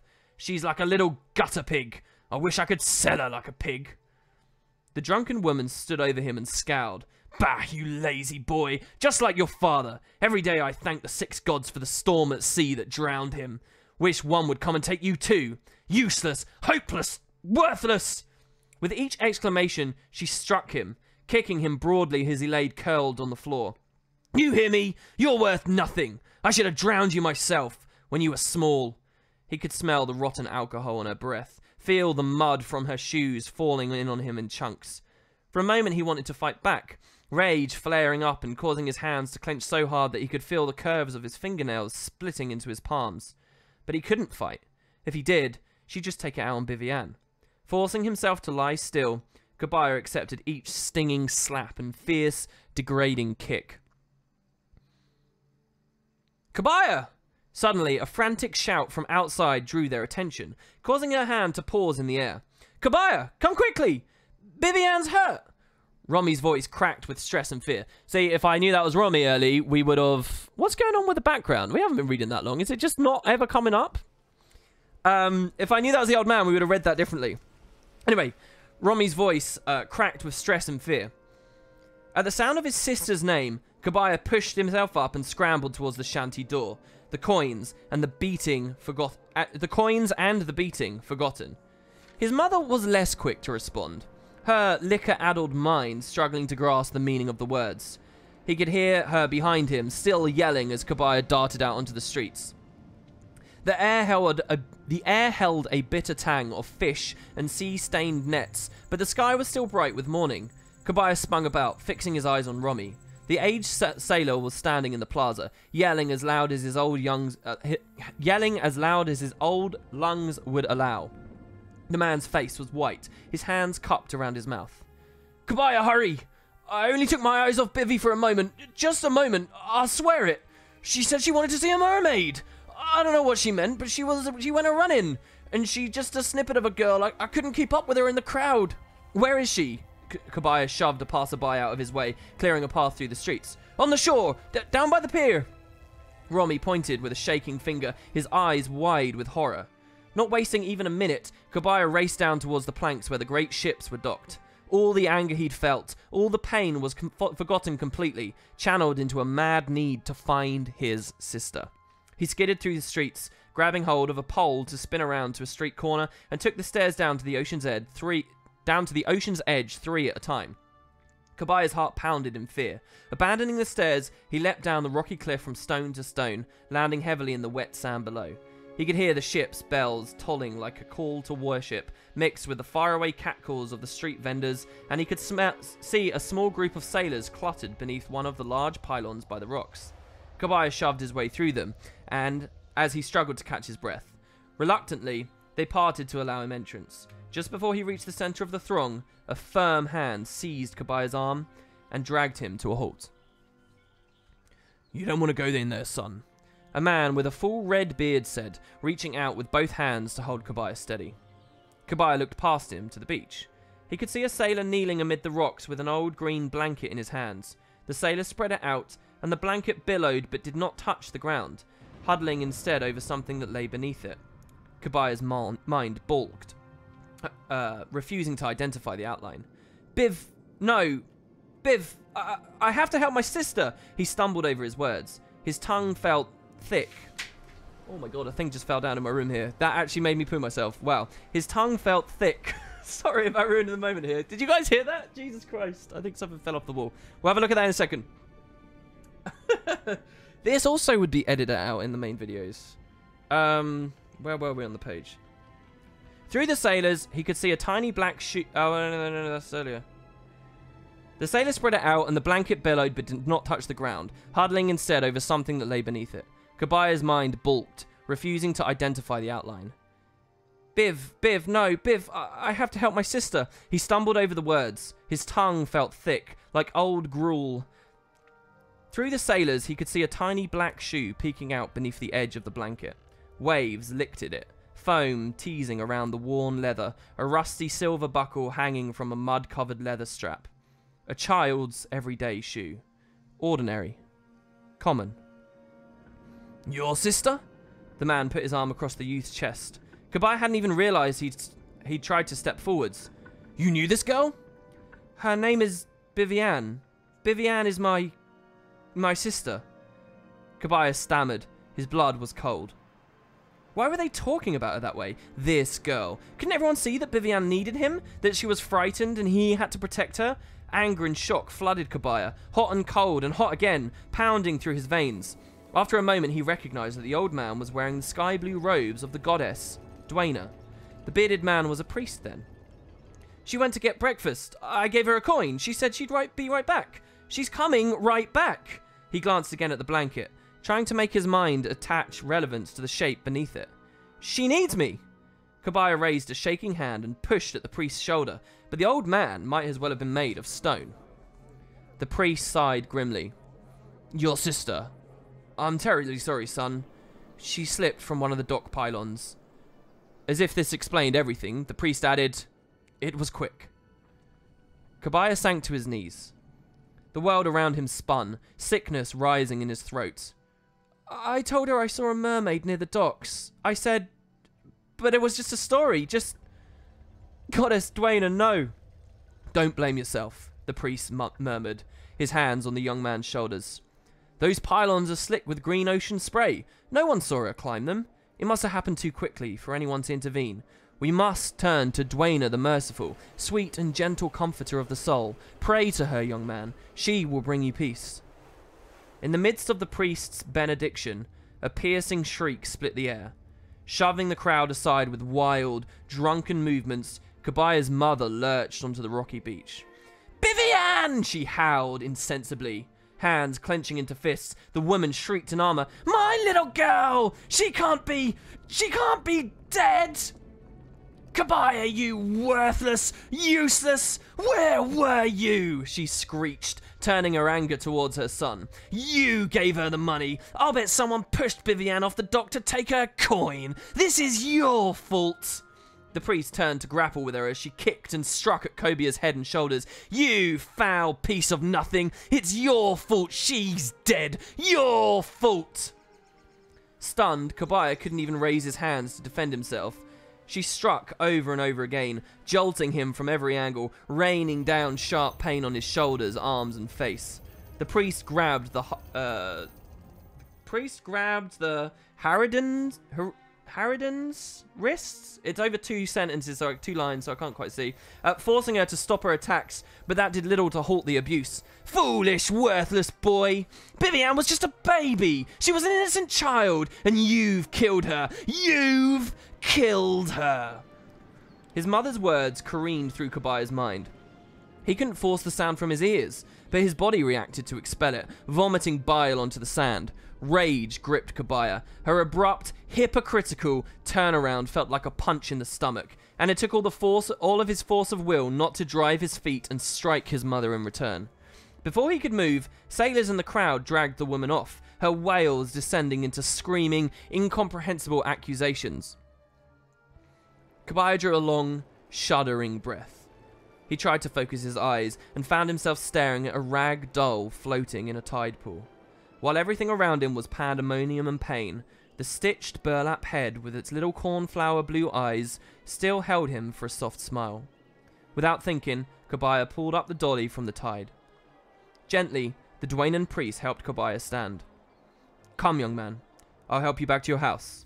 There are preparations to be made." "No." The old priest blinked. "What? No? She needs... I can't pay for her funeral." "I can arrange the funeral, son," the priest responded gently. "Your sister will have a safe place to sleep." "Thanks," Cobiah murmured woodenly. "She'd like that." He squeezed the priest's hand and turned away, clutching the rag doll to his chest. Numbly, Cobiah made his way back up onto the docks. He stumbled through the press of people, the calls of sailors and dock workers echoing around him without any meaning registering their words. He remembered Vivian's bright smile as he taught her how to read letters, forming them into words. She was so smart, so clever. The way she'd asked him questions when he told her tales, forcing him to elaborate further and further until she'd laugh. She was the only good thing I had in this world. No job, no home, no sister to protect. He had nothing left except a sodden mother whose drunken binges would kill them both in time. Cobiah huddled in the cold, holding the limp doll to his chest. Her yarn hair was wet with seawater, but her stitched-on smile never wavered, frozen in a moment of time. Faintly, Cobiah realized that someone was calling his name. A familiar voice, rough and brutish like an old tree. Cobiah came to his senses and found himself standing at the base of a gangplank, staring past the end of the dock into the stormy sea. "Cobiah?" Bosun Vost's voice finally pulled Cobiah from his fugue. "What are you doing here, lad?" "We were about to raise the gangway. She's ready to sail." The old bosun eyed the youth with concern, taking in his bedraggled, pale appearance and the little bundle clutched in his hand. More soberly, the old bosun asked, "You doing all right there, laddie?" "Were you serious, sir?" The words rushed out of Cobiah's chest, pushing down the tears and the sick feeling in his gut. "About my coming with you?" Taken by surprise, Voss nodded. "Aye, we need a few more hands. You'll have to sign on full tour of duty, 6 months or more." "What happened, Kobe? Did you lose your girl?" The old sail chuckled curiously, expecting the sad tale of failed romance. "Something like that." Cobiah didn't bother to correct him. "Sign me up, Voss. I'll take that berth." He lifted his chin, stuffing the rag doll beneath one arm and reaching for Voss' hand to pull him up the gangplank. Something in the calmness of his words quieted the old man's protests and questions, and Voss simply nodded. "Come aboard, Cobiah of Lion's Arch. You're a mariner now." Outside the city of Lion's Arch, the sun beat down on a vast and empty ocean. It twinkled on the foam of 1,000 waves and shone warmly over the hills and decks of massive ships and plunged into the sea spray. The galleon, Indomitable, heaved her bulk from the dock like a thick-shouldered bull, stiff and ungainly in the shallows. While her sailors called the chants and songs, she lowered her sails to catch an early wind, and they spread in white, wide arches over the broad top deck. Angels' wings. Cobiah looked up at them as he gave a hand to the sailors slinging the ropes from the canvas across the lower boom of the mast. Vivian's wings. Cobiah stared very hard at the Indomitable sails as the ship made her way into the open sea. He watched them as they caught the wind, putting the city of Lion's Arch, and the only life he'd ever known, far behind. And there you go, that's chapter 1. I didn't look at chat at all. And the background's off again. How long? So what time is it now? Oh, wait, okay, so what? That took about 40 minutes, right? That took 40 minutes. That's pretty good. That's not bad, actually. That's a video, isn't it? That's a chapter. Oh, don't Resident Sleeper me. Don't put a Resident Sleeper after that. Come on, look, this took balls. This took balls to do this stream right here. I mean, honestly, if that doesn't make you want to read the book, I don't know what will. I think it's so cool, like, when you get these really deep... One of the things I really like that the devs are doing with the current Living World story is if they can really make us care about the characters, if they can get us emotional about the characters, it's so cool when you have a moment, like, that's really upsetting for a character, a personal moment, and then boom, they slam you with something to do with Guild Wars. It's like, oh, this is a priest of Dwayna, right? I love those moments. I think that's so cool. Yeah, so let me see in chat what people are saying here. Yeah, about 40 minutes, so I guess it would be a chapter each time. But the thing is, I'd want to do, like, commentary about it. I'd want to be like, no, so here I think that Ree did this. This is an interesting word. I'd want to, like, say that kind of stuff, but that's, like, that's not an audiobook anymore. I don't know. I don't know. What do we think? Let's see. Sorry about the mess-ups and stuff, guys. Obviously, like, I'm not really a very talented person, so you're not going to find a perfect clean-cut audio first time through. Let's see here. What? Why are people spamming Resident Sleepers? Oh, that makes me really sad. Farmer or pirate? What else are people saying here? I make a good old drunk woman. Yeah. Yeah, I don't know. The womanliness in her voice in the later lines wasn't too good. Did you guys hear I think one of my posters fell down. That was at a bad time as well. Yeah, this will be on Wooden Potatoes too. You like that quick transition from Kabaya's text to his mum shouting? I mean, it just depends how it reads off the page, right? If I can anticipate it. If it's going to be a blind series, like, it's going to be tricky sometimes with moments like that. Everyone heard it. Did they really? Did everyone hear it? Okay, good. Was amazing. Wouldn't mind if I read a bit slower. Does everyone agree with that? Do you guys think that I should read a bit slower?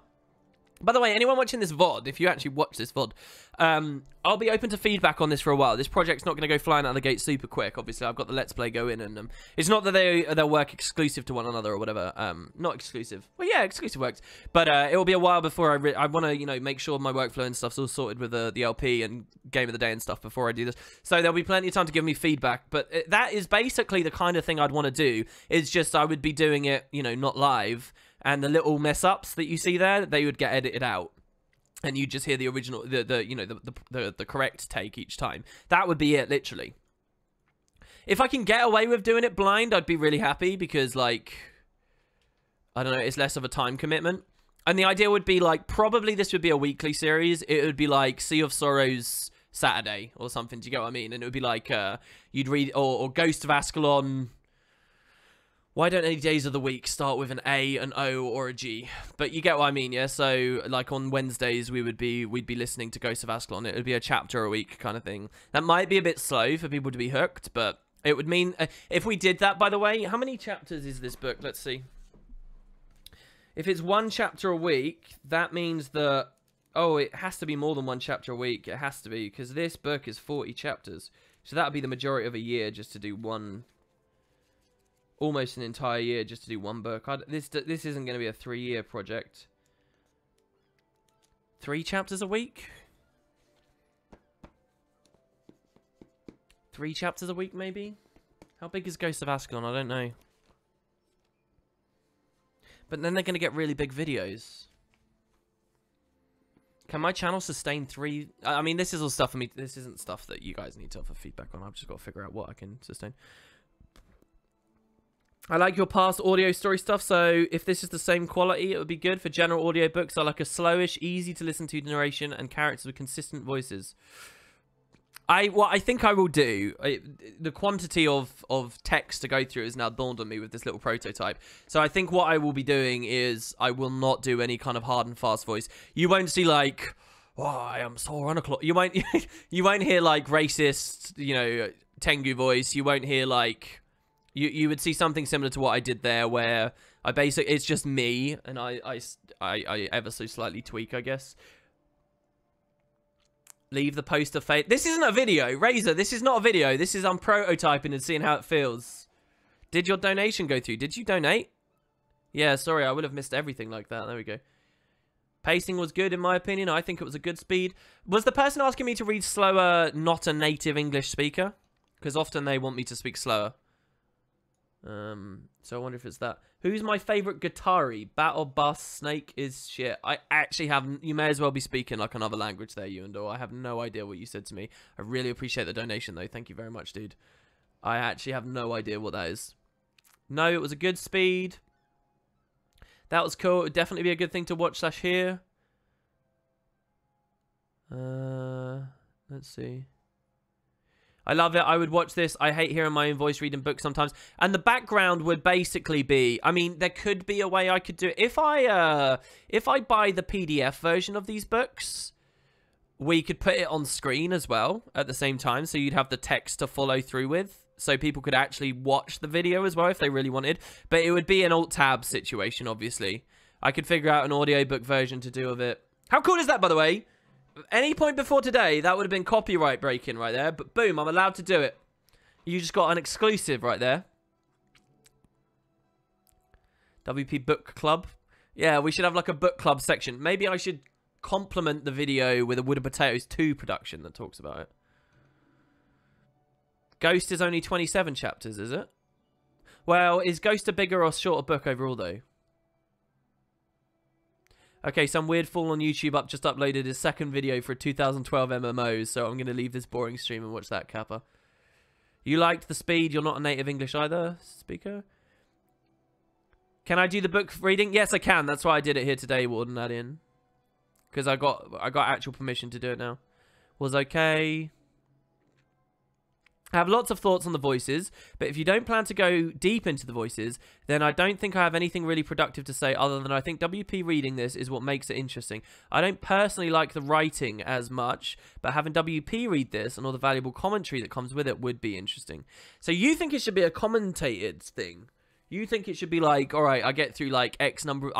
oh, guys, look, they're talking about China plates. Wow, is China a thing in... You think that those little like quips... I mean, I did that here for the stream a little bit more because stream interaction is like really important or whatever, but I don't know whether the actual... Because people are going to be looking for different things from this. Some people just want a straight-up audiobook. Here's the problem, though. I, as always, I'm never confident in anything I do, right? So I wonder whether I'm not good enough to deliver a raw audiobook experience, and by supplementing it... I mean, in a weird way, it's not even me. It's Ree. It's Ree that determines whether these videos are good. It's, you know, it's the authors. It's Matt Forbeck. It's, what's his name? Robert King? I'm on par with Stephen Fry's Harry Potter readings. I somehow doubt that. That's probably the most famous audiobook series for my generation that you just said there. Am I allowed to put the actual text on screen? I have to assume so. Yeah, I mean... Yeah. I mean, I'll ask 100%, but I'm pretty sure, yeah. So the idea would be... So that, by the way, that would kind of be like... We'd pick a doc or something... It wouldn't have to necessarily be Lion's Arch because it's just ambience in the background. So we could go the video, right, for the opening of Sea of Sorrows. I would loop some kind of ambient footage of a dock, right? So we'd come here or something. We'd make it look cluttered. We'd maybe put some kind of a filter, like a sepia filter on it or something.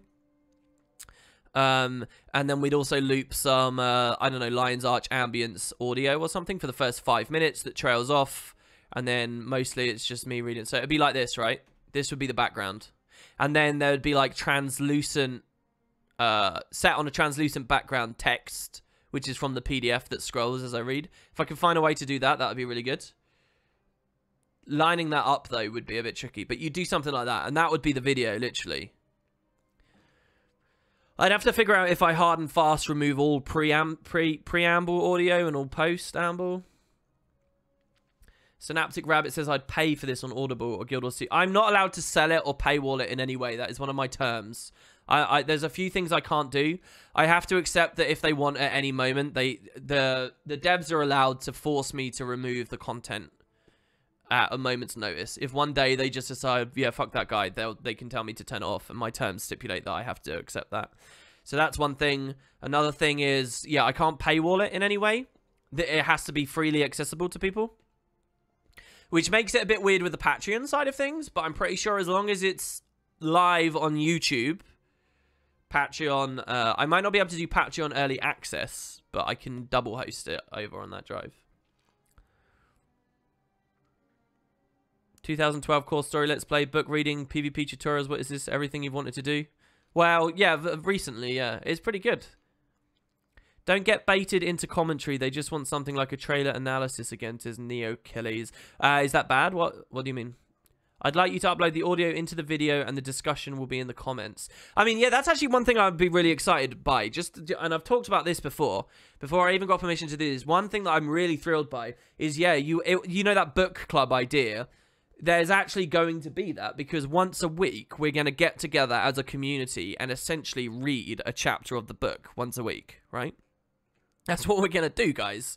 And it will be Papa Potato reading it to you all for your bedtime stories. I'm sure we've all had our mums and dads reading fairy tales to us at night. It will be me, guys, for the next, like, year or so. There's a lot to get to. One chapter a week is not enough. It's going to have to be, like, 2 chapters a week. Maybe I can do 2 double chapter videos. You just started Ghost. You're only about 8 chapters in, but you're really liking it. It's fun to read a book that takes place in a universe I've already invested so much time into. Yeah, I think it's fun, too.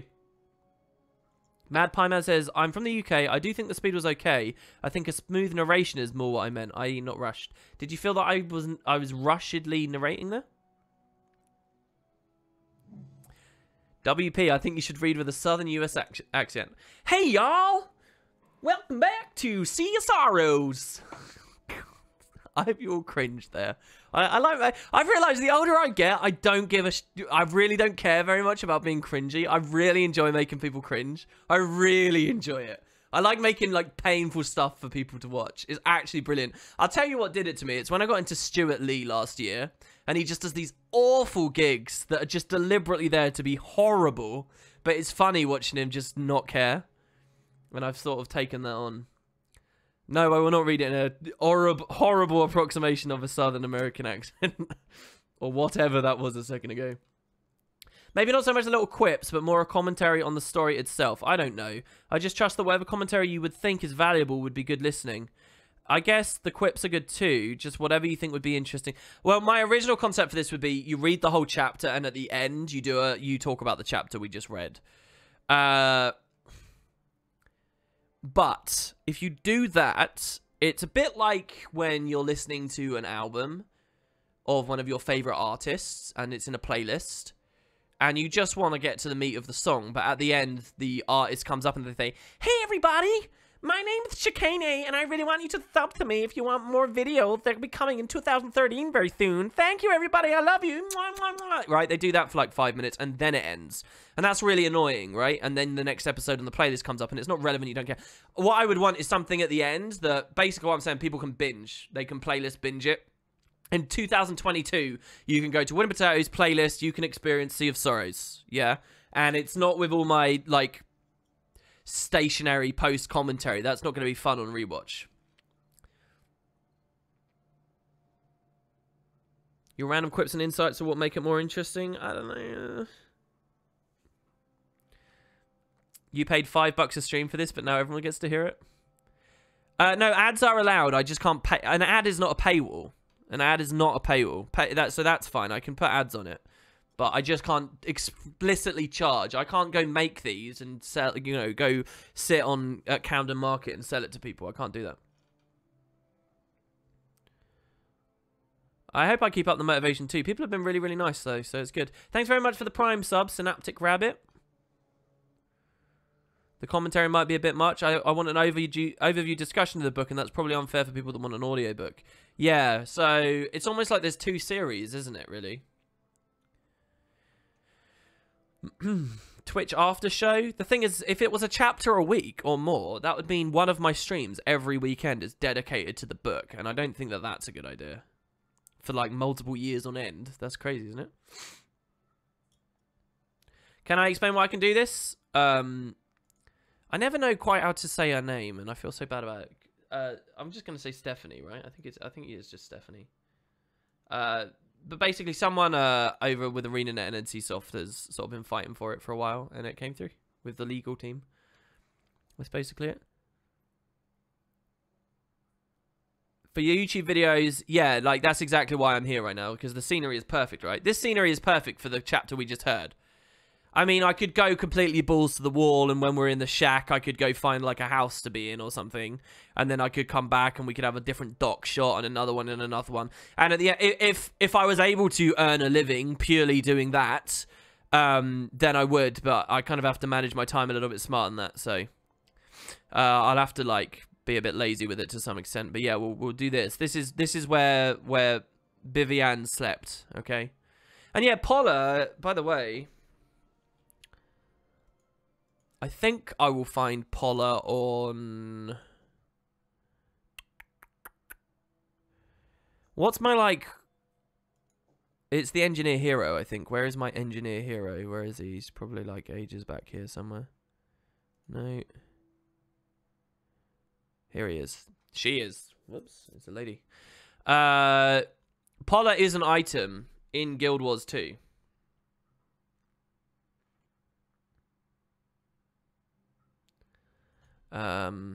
This is where I just keep all my crap, essentially. Oh, here you go. I don't even need to filter for it. Polla. This well-worn doll belonged to Kabaya Mariner's little sister, Vivienne, who had her young life taken from her under the piers of Lion's Arch. I can't remember where you get this from, but it's an accessory that gives... It's basically a nonsense 0 item in the game, especially where Guild Wars is an RPG these days. But yeah, so you got Polla there. It is actually an item. And yeah, I cleared out my bank on the streams, or no, not on the streams, for the videos and things a while ago, and I just dumped it all there. Too bad I didn't cringe, it just made me laugh. Damn it, guys. In any case, it sounds like a good idea. I can't see ArenaNet really having a problem with it. The books were released quite some time ago, and now you'd only bring more attention to them. Yeah, I mean, I'm a bit arrogant, bit presumptuous, but I'm pretty confident that if it hasn't already happened, it will to someone watching this VOD. Based on this stream, someone's about to go buy that book or torrent that book if you can. I don't even know if you can, to be honest. But someone's going to get that book and read that book now. Because they were like, oh my god, yeah, Sea of Sorrows. Maybe they've read it before, maybe they already had it, but absolutely that would have happened, even just from this little stream here. So a YouTube video where, let's face it, we get about 50 times the viewership. It's going to be pretty good for exposure. Yeah, I think we'll do Raw chapters, and we'll split away on Wooden Potatoes 2. An analysis. Is that a Wooden Potatoes 2 thing, though? Maybe? I don't know. Also, grats on your speed clear kill, Grimjack, I saw. Timestamps? No, that's going to be annoying. If the community provides timestamps, I'll put them official, but otherwise. I feel like based on the reading now, a primer reading that you suggested would create the perfect pace on the actual recording. I think you have a naturally good pace that reminds me of when my mother used to read to me. What do you mean a primer reading? Let's complain to the devs about what? About the quality of Sea of Sorrows. You guys can't hear the game. I'm so sorry as well, by the way. There you go. Look, the game. You could end the reading with a commentary episode. Yeah. This makes me want to buy the books. There you go, Lunar Booho. Proving my point, baby. Would love to see someone selling this in Camden alongside these dudes selling their fresh new mixtapes, and there you are. Or like people selling dodgy stuff, yeah. Right. That's why I said Camden Market, because I was thinking, again. Am I going to sing the song? Yeah, what do I do about songs? 400 gems? Seriously, 400 gems. Community challenge, guys. Bounty. A new bounty is available. I'm offering a bounty to someone who provides a SoundCloud, YouTube, or Twitch recording for me of the song at the start of Sea of Sorrows. The lyrics are, you don't know a storm till you ride the wind, beneath cold and blackened skies, oh, till you're sailing through a thunderhead with the lightning in your eyes. Death, he laughs in the sails and the jags. What does jags even mean? And the bloody sun won't rise, oh. Okay? 400 gems to someone who sings that, and I'll emulate it in a de-emphasized way in the audiobook later. If you also want to actually turn all the songs from all the books into actual music, number 1, that's Free Karma on Reddit. Number 2, I'll use your interpretation as well. What do we think, guys? Yeah? Boom. 1,000 gems to someone who does all the songs in all the books. I don't know where they are. You'd probably have to read the books. It's a big thing. But if you like music, you like Guild Wars, you have the books, do it for me. Let's do it. Look, think of all the karma, guys. 1,000 gems, you could take advantage. You could almost take advantage of the coolest thing available in Guild Wars 2. A level 80 boost. Woo! Oh, they're not even selling it cheap anymore. You could get the Central Tyrian Waypoint package, almost. Think about it, guys. Yeah, probably thought of this, but I was wondering if you considered making a new account for the LP and why you didn't in the end. Yeah, I had considered it. I basically didn't because I want to change the skins and stuff a lot, and I don't want to bite off more than I can chew. One of the reasons the old one failed was because I was fiddling with too many accounts at once, and I just decided to cut all that out of the current project, just so that it could stay in scope for me. So, an upsetting compromise, but one I had to make with myself. But the advantage is, you know, I get outfits and I get all that kind of stuff. If you could include the accessories and relevant items to the accompanying audiobooks, it would be an incredible attention to detail. What do you mean? In-game? In the in-game videos? That's the kind of thing that would appear in, like, the chapter assessment book club thing. Isn't talking about that against the TOS? Maybe, in which case I won't continue. So the readings will be on WP2, or where would I need to go to hear them? No, the readings, the chapters will be on the main channel, but it's just discussion about the readings might be on the second channel. I don't know. Oh, primer reading the passage ahead of time so you don't flub a line. Yeah, no, that's absolutely, yeah. I mean, you would never find me messing it up in the videos. I'd edit that out.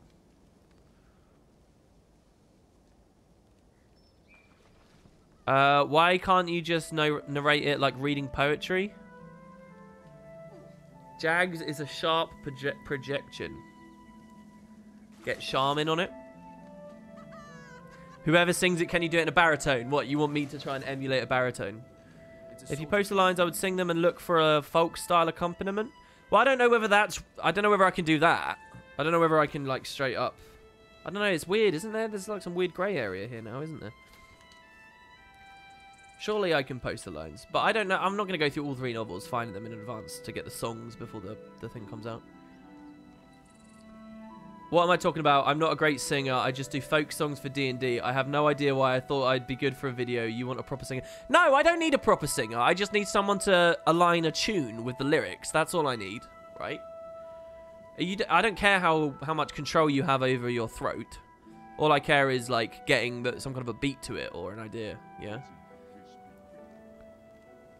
If only Guild Wars 2 progression was character-bound and repeatable. We're not going there, Pie Man. Oh, Grimjack says, apparently, on the Sea of Sorrows Wikipedia page, the whole song's there. The only thing so far in game that I can think of associated with the book is Vivian's Doll, and there was a book called Sea of Sorrows that gave karma. Well, that's items, though. Like, I started this stream pointing out, you know, like, there's a whole achievement to follow Kabaya. This statue is of the little boy we were talking about there, the gangly kid that runs off to the sea after his sister is killed in an unfortunate accident. Oh, no, yeah, let's just say, I mean, we'll do the book club thing here. Do you see what I mean when I say Reese, the way she sets the tone for this book, right? Like, I remember very little about this book. It's been 5 years since I've read it, but I remember that first chapter extremely clearly because she had me gripped. I was, like, so happy with the way that Reese started that book because that's the Guild Wars I want, really, right? Like, this kind of higher fantasy, sort of more cartoony, like, carefree interpretation that definitely the second novel portrayed and a lot of the release game portrayed. That's not there in the book. Really, she hits you with some stuff there, and I think that's really good. It expresses a side of Tyria that the game sometimes struggles to. It's beautiful work. The novel doesn't sustain that tone the whole way through. Before long, we get our token Norn in the story and whatnot, but yeah. You see one person doing it, and it sounds awful. Someone's already online doing the songs, really? Any tips on how to tweak the graphics for this game to make it run more smoothly? What options affect performance the most? Shadows. This here. Ultra shadows. You want these off. And reflections. Those two. The other ones don't really matter, especially with a contemporary graphics card. You can go pretty ballsy. Oh, and culling. Right, sorry. And then these two are also extremely important. Just drop these down. If you min out those 4 settings I just talked about there, culling settings and reflections and shadows, you'll gain... depending on rig, right? But you'll gain like 30 to 90 FPS depending on what your CPU is versus your GPU and the resolution you're playing and stuff. So those are the main ones you want to go for. Is What Shall We Do with a Drunken Sailor public domain? What should we do with a drunken sailor? What should we do with a drunken sailor? What? I can't remember the lyrics. I knew a joke version of that as well, which was about burying your poo in the back garden. The thrill of doing something wrong, Guild Wars 2. Oh, you're making fun of the title. You don't know how drunk you had to be to sing that? That's a great song. That's an amazing song.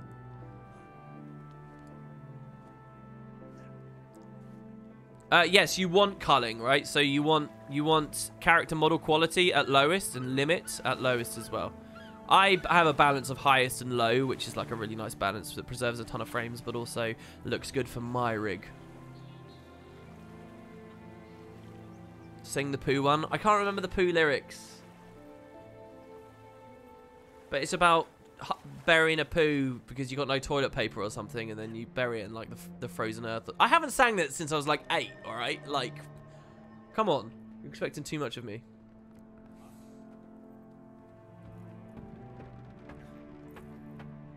That's going to be in my head now. Yeah, old LA and the personal story might be a good thing to do. Definitely, Royal. I agree. I agree. In fact, I can probably get there on my engineer. What's I got all this drink here?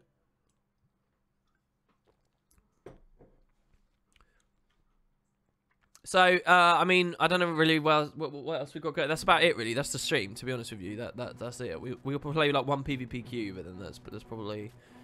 That's us done there, lads. I'll go into old LA first, before I queue, in case we get an insta-pop or something. And I want to at least show you during the 2 minutes. Yeah, has anyone else got any thoughts? How's general excitement and enthusiasm and stuff for this? I mean, I'm really excited. The tweet I did was, like, pretty huge earlier. Maybe I should have told people on Twitter I was just prototyping the whole series there.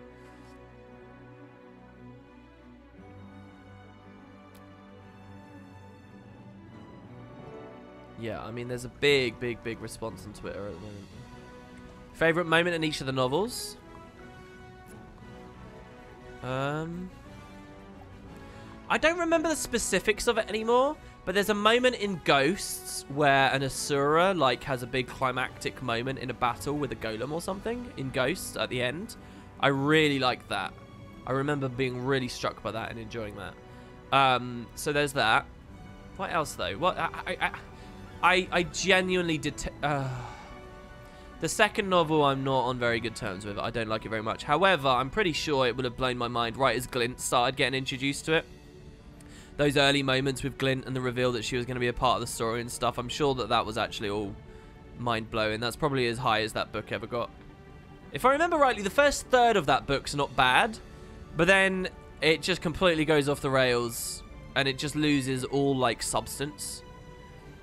Because it's more interested in being a comic book without any space to so it basically just describes battles over and over and over and over again, long beyond the point of boredom. Like, that's a book that you can literally, like, skip 4 or 5 pages at a time and not even feel bad about it, because the amount of actual quality dialogue or character development or exposition is like 3 sentences that you will have missed by skipping 5 pages, because it's just all about crazy fire and explosions. That I mean, and that's all well and good if it was just at the end, but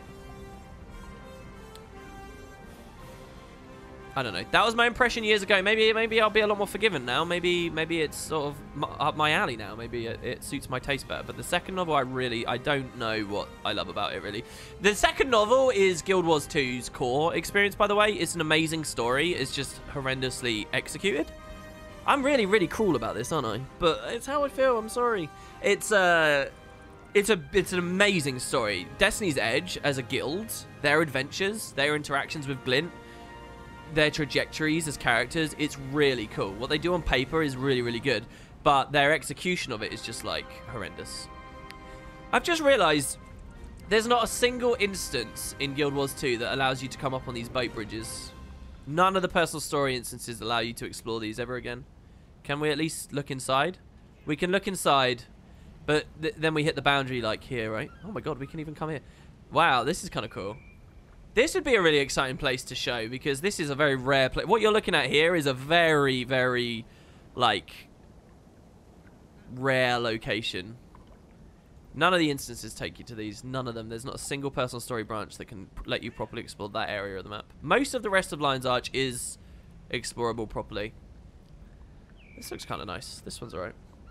If we want to go back to the original color palette as well, we can just turn off that. This is how it actually looked. We can go down again. Just like that. Well, my thoughts about collaborating with artists for the novel series for character models and stuff. My thoughts are that it would be an amazing video, but much like what I was talking about a second ago, I don't think that that's something... Here's the way that that would happen. That would happen... some talented artist comes to me and says, hey, WP, I just read all 3 novels, and I just so happen to make all this art about them. Would you like to put it in your videos? And I would say, yes, that's very easy, thank you. That's the only way it would happen. Would I actually open myself to having collaborative discussion with them about what kind of art we should put in and when and how long it should be, and hoping for them to send it to me in time before the videos go up? And like, if it actually becomes a job to coordinate with them on any level, I wouldn't do it, because it just truncates the production of the show that I don't want to invite. And plus, I'm very fearful of collaborations, to be honest. I don't want to let people down. I don't want to be a dick to people, so I sort of stay quite distant in a lot of aspects. And so, yeah, the only way that would happen is if literally some artist out there had the initiative to do it all on their own and selflessly gave it to me, which I would never ask for, because that's an obscene thing to ask for someone to do. And I would never expect, because that's an obscene thing to expect someone to do. So, my answer is no. Not because I'm against it, but because the way that it would happen is just unrealistic. It's like we're exploring the Titanic. Is it really?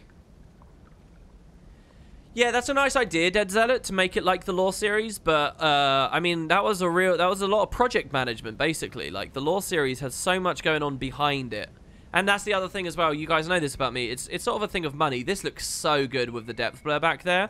That looks incredible. That looks like the original trailer back there. That looks so good. I forgot what I was saying. It's basically there was a lot of work that went into the Lore series, and that was, at the end of the day, way less runtime than this book one will be. The closest you'd actually get, Dead Zealot, is if some artist made a single piece of art for each chapter, but that's still asking for 40 pieces of art that I can't pay anyone for. That was what I was going to say. It's about payment, right? Like, I can't quality control if I haven't paid them, because I can't say to them, hey, thanks for this lovely, generous thing you've just done for me, but it's shit, I'm not going to go use it, go make another one. That's just, like, brutally painful to any person who's spent time on their craft. So I can't do that, so I get put in this weird position of, like, having no way to apply quality control, because it should be my right to. They're going to talk for ages about that, so we're going to ignore that. I really like exploring old LA right now. Oh god, sorry, that's Twitter again. But yeah, so anyway. Are the potatoes really made out of wood? No, shh. The secret is they are actually regular potatoes right now. They are regular potatoes. Look at this, by the way. Action combat, first person, traveling around in Guild Wars 2 Hook Lion's Arch in 2018. People say that old LA isn't here, but you're watching it right now. I think it's beautiful. I think it's really cool. So ArenaNet just allowed me to read this out? Yeah, they did indeed. Well, actually, it's more of an NCSoft thing, actually, I think, at the moment. Wasn't there an achievement for jumping off of this or something? Were the diving goggles here? Was this diving goggles once upon a time? I think this was diving goggles, wasn't it? We need visible first-person weapons. There's a way to do that. Maybe someone in chat can tell you. There is a bug that involves you, like, closing down the client and then turning it back on that gives you visible first-person weapons. Seriously, that's not a joke. You will run around with the flamethrower and stuff. I just can't remember what it is, but there's a way to do it. It'd be nice to have ambient things, but I mean, that I can do. That wouldn't be too bad, I don't think. Look at the action combat flamethrower. Action combat, best thing. I should do this in the series, in the Let's Play. I just got Juggernaut in the Let's Play as well, so this would be really fun. People would piss themselves to look at this. But it's so many episodes in, I don't know. This is the kind of thing I should have done in episode 1.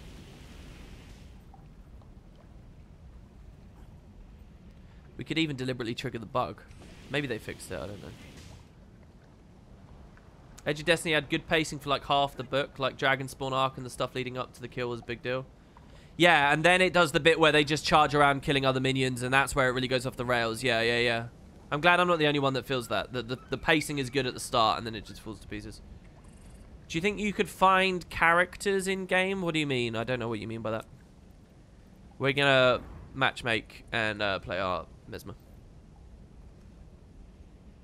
No.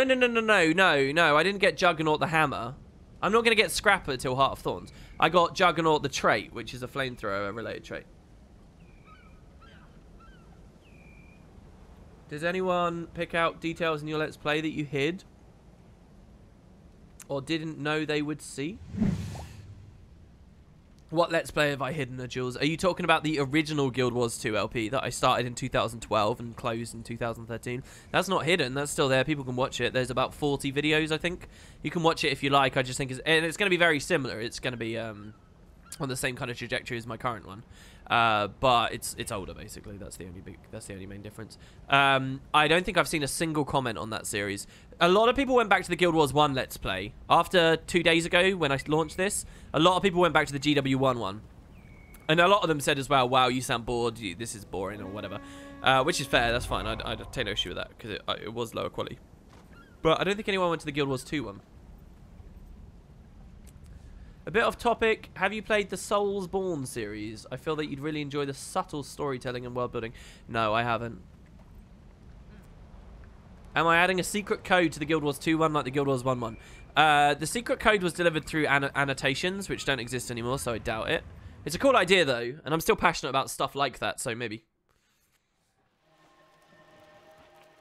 Alright, let's go back onto my chrono. I look at your vids and I see if any one of those other player characters around you is to their characters that you will be on later. Oh, that's cool. That's a really lovely idea, but I'm not going to string people along on this. I am not doing that on this version of the Let's Play. One of the reasons the old ones ended up failing was because it was just a bit too unwieldy to make that a thing for too long. So I am not doing that on this version of the Let's Play. There are no Easter eggs like that on the new version. Failed snipe. I'm on NA, man. In Let's Play Personal Story Series, try to explain what is needed to be explained, not everything. It's not pleasant to listen to thousands of explanations. Doing this just destroys the pleasure of watching. Try to keep this simple. With all due respect, I don't care about your opinion on that. I think that I should explain all the stuff that's relevant. It's a series for new people, and if you're not a new person and it's tiring to listen to the odd things, then maybe the series isn't for you. But I've already acknowledged and understand that and balanced that, and I think the explanations are worth it. So I'm going to do it. I'm going to teach people about specializations. I'm going to spend 10 minutes talking about a new build that I've got. I'm going to do those things. It's the way I think is the best representation of the game and the depth in the game. So I'm not really looking for your feedback on that. I understand how you feel, but there you go. It will get reined in anyway, like just naturally. Once something's explained, it's explained, right? That's it. It's done. You haven't played Guild Wars 2 since launch. Do you think it'd be worth coming back to and playing? I think the game's in its golden age, man. I think it's doing really, really well. When's the last time I PvP'd EU? 2 days ago. I was EU queuing 2 days ago. So here, by the way, you'll notice I got to this node before the other Mesmer. I might have blown some more cooldowns, but it's quicker to go out of that gate instead of the other one.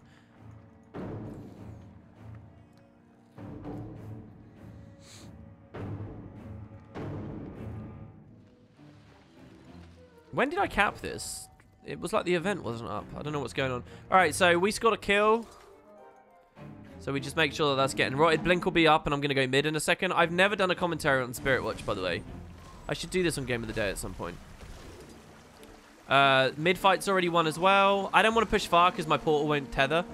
So he's back capping. So we go. We make sure that he doesn't get the full nuke. We're a bit scared. Here we're going to try a pro new strat versus SD Thief, which is to run counterclockwise to his direction. Here we're going to stand in the False Oasis to get our extra dodge. This could be kind of bad, actually. I think I might die here. It depends on a few things. We might be able to get Aegis, which isn't going to help from the lastness itself. Oh, that Mind Rack is pretty good. We can't lock him into the Swordsman. He would have been dead from that. I need to get to a no port spot, but I don't really value any of them here. I might be dead. It depends. Oh, what? Wait. Oh, no. That's really annoying. We could have killed him. Why did I leap away? No, none of my allies are inbound. I'm going to dodge the Bassi still. Is someone behind me? No. He's full capping, which is really strange. Okay, the dodge wasn't worth it. He's just leaving. Fine. That was really weird. That, like, bottomed out very, very strangely there. I was just about to try Valen. That's the first time I fought an SD Thief. I was just about... It's so weird. How are you here already? How do you just have a spider sense for the second I start PvPing? Or are you here a lot? You're just muted during the RP moments. You're supposed to be the god of the RP. That's the first SD Thief I fought on this build. ever. And I was about to try, but I confused myself there because I didn't know which way I was supposed to. I'm supposed to go left, right? Here we'll mob him in this. He's going to get fucking destroyed. Oh, my God. We get out of the cancer. He's not even dodging. What is unranked right now? I keep wasting dodge rolls and ambushes, by the way, because I'm used to playing on Condi on stuff. I need to get used to not doing that. How is he still alive? That's insane. So we use the 3, then the 5, then the second 3, which delays the MO to the last possible moment. We're watching close during this fight, by the way, the entire time during this fight, because if they try to nuke, we port back. What is going on? Is he like a support Blood Necro? He's just standing there, literally. I guess we take this guy instead. Actually, I got a bail over I'm dead. If we can cleanse quick enough, we can break combat and go back in. I'm a bit scared. I'm going to go for it, though. Now. And now we just wait. Come on, that's got to be the kill. There it is. RF2's not even... I don't even know how strong RF2 is on this build. In terms of power damage. Okay, the NG's been chased off. I take the nuke. Whose port is this? No? Are you coming back? What are you doing? No? You're just wandering around. The thief goes right. Yeah, but counterclockwise doesn't work because it's always his perspective. Like I said on your stream, right? It just doesn't work to say counterclockwise. It's counterclockwise if he's chasing me, right? So it's like this. Here, look. Swap. Weapon swap. Weapon swap for me, please. Come on, 1v1 me on this. Please, come on. I'm not even really that node holdy. He's actually hitting the clones. Come over, man. Get on your... Here we go. Here's the Bassi. We dodged the still. Oh, shit. We didn't dodge the still. This is what's so shit about... Oh, he waited for the end of the Blood Frenzy. Fair play to him. So he's following us. So it's like this, right? Yeah, but the Hollow's here now. I've just been dicking about. This is so bad. I have to leave. Oh, my God. I got killed by Blunderbuss. Stealth Blunderbuss kill. What the fuck? All right. My messing around there has resulted in ineptitude on the stream. Can anyone read that book on stream? No, you need permission from the devs. If you're a Guild Wars 2 partner, speak to them. If you're not a Guild Wars 2 partner, become a Guild Wars 2 partner, then speak to them. Because I think there are legal issues that go beyond, by the way, ArenaNet and stuff. It's about book publishers and stuff and whatnot.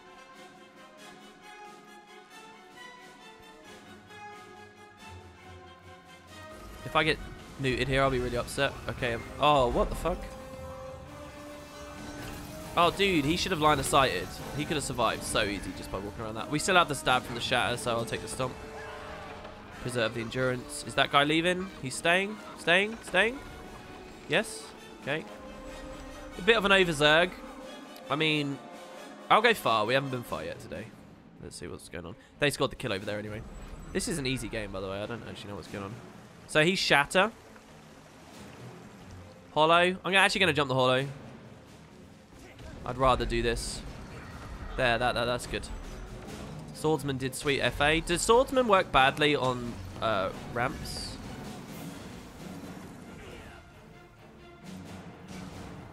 I'd rather pressure him on the node before he starts cleaving and whatnot. Did that get obstructed? That's some BS. Oh, this is good. No. There's a lot of them here. This guy's dead, so we're just going to port and bail out, obviously.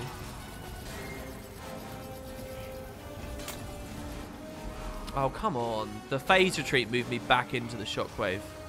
I'm not focusing targets very well. We dodge his photon blitz thing. Oh, I can see why they're losing. This Mesmer's not accomplishing anything.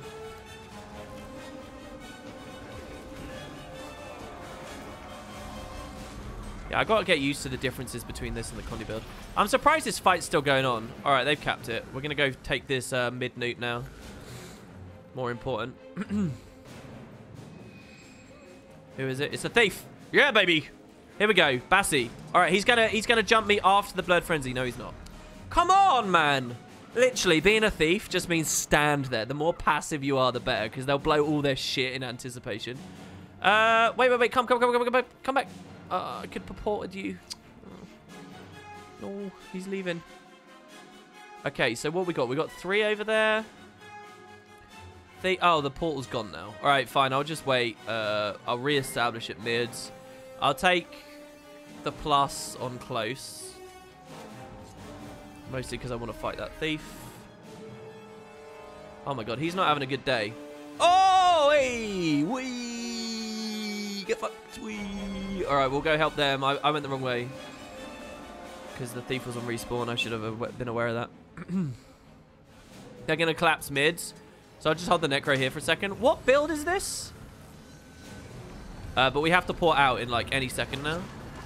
Unless they play really conservative. Mind you, Prime Light Beam dodge. Come on, man. That would have worked perfectly. He might kill me. I don't know how much pressure he does. Oh, this is good.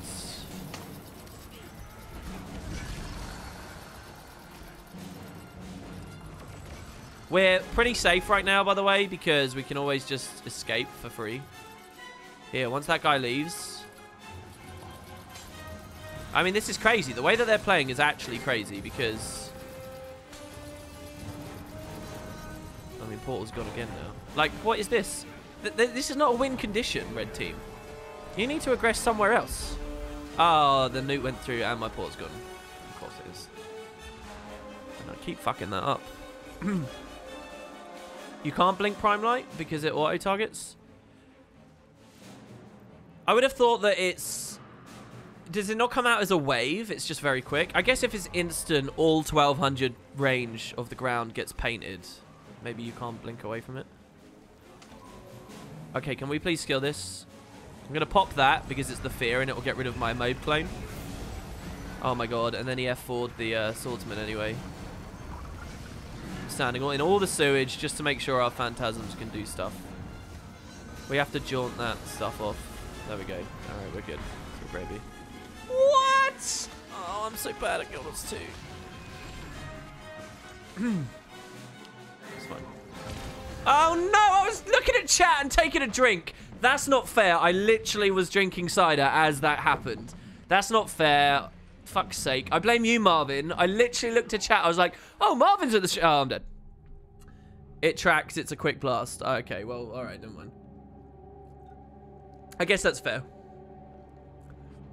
In the LP, how excited were you to get that Malachite Pebble? How excited was I really? Oh, I was over the moon. I was over the moon. So all we got to do is stop a back cap on close. There's actually nothing else to do on the entire game. So any other play except standing here is basically a shit play. So we stand here. And now we drink. And we'll get shattered again while I'm looking at chat again. It's instant, all 1200, and it tracks up to the last frame. You absolutely have to dodge. Well, fair enough. I think it was worth a shot, though. And I think my timing, if it was anything else, my timing would have been good. So here I could have aggressed this early, but whatever. We'll do one more, because that didn't really feel like a game in any way.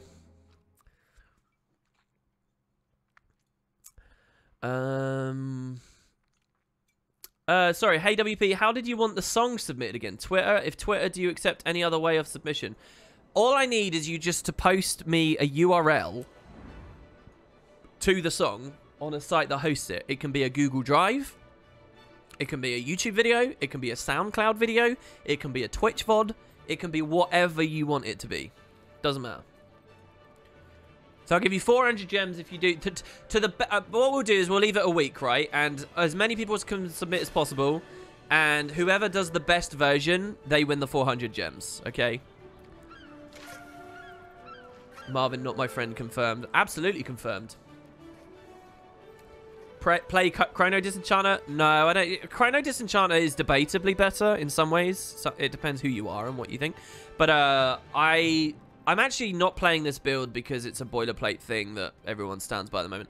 I'm playing this build because it's literally just a progression of me knowing I wanted to play a Mirage, knowing I wanted Port, knowing I wanted Sword, and going from there. So the fact I want it to be Mirage for the super speed, for the jumps and things. I don't want to play Chrono. It's as simple as that. Best version, what did you miss? Well, there's a song at the start of one of the novels which I'm going to be doing an official audiobook of. I don't know, can I call it official? I probably shouldn't, right? Officially endorsed audiobook, let's put it that way.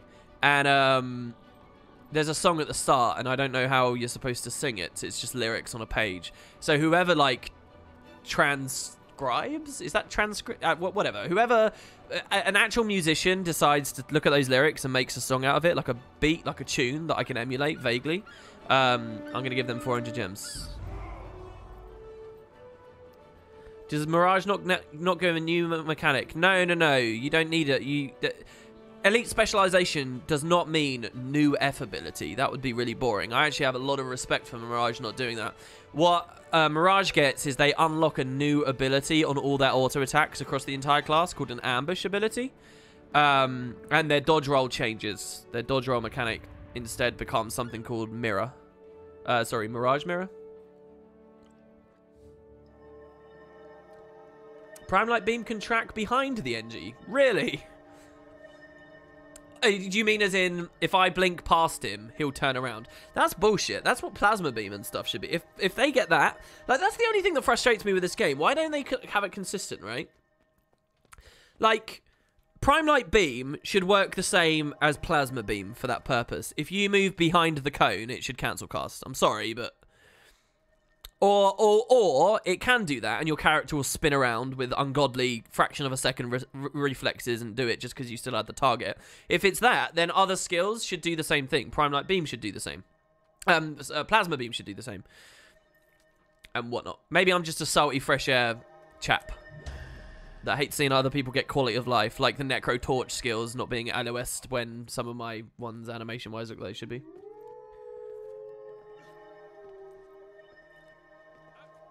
Yeah, retargeting the Prime Light at the end.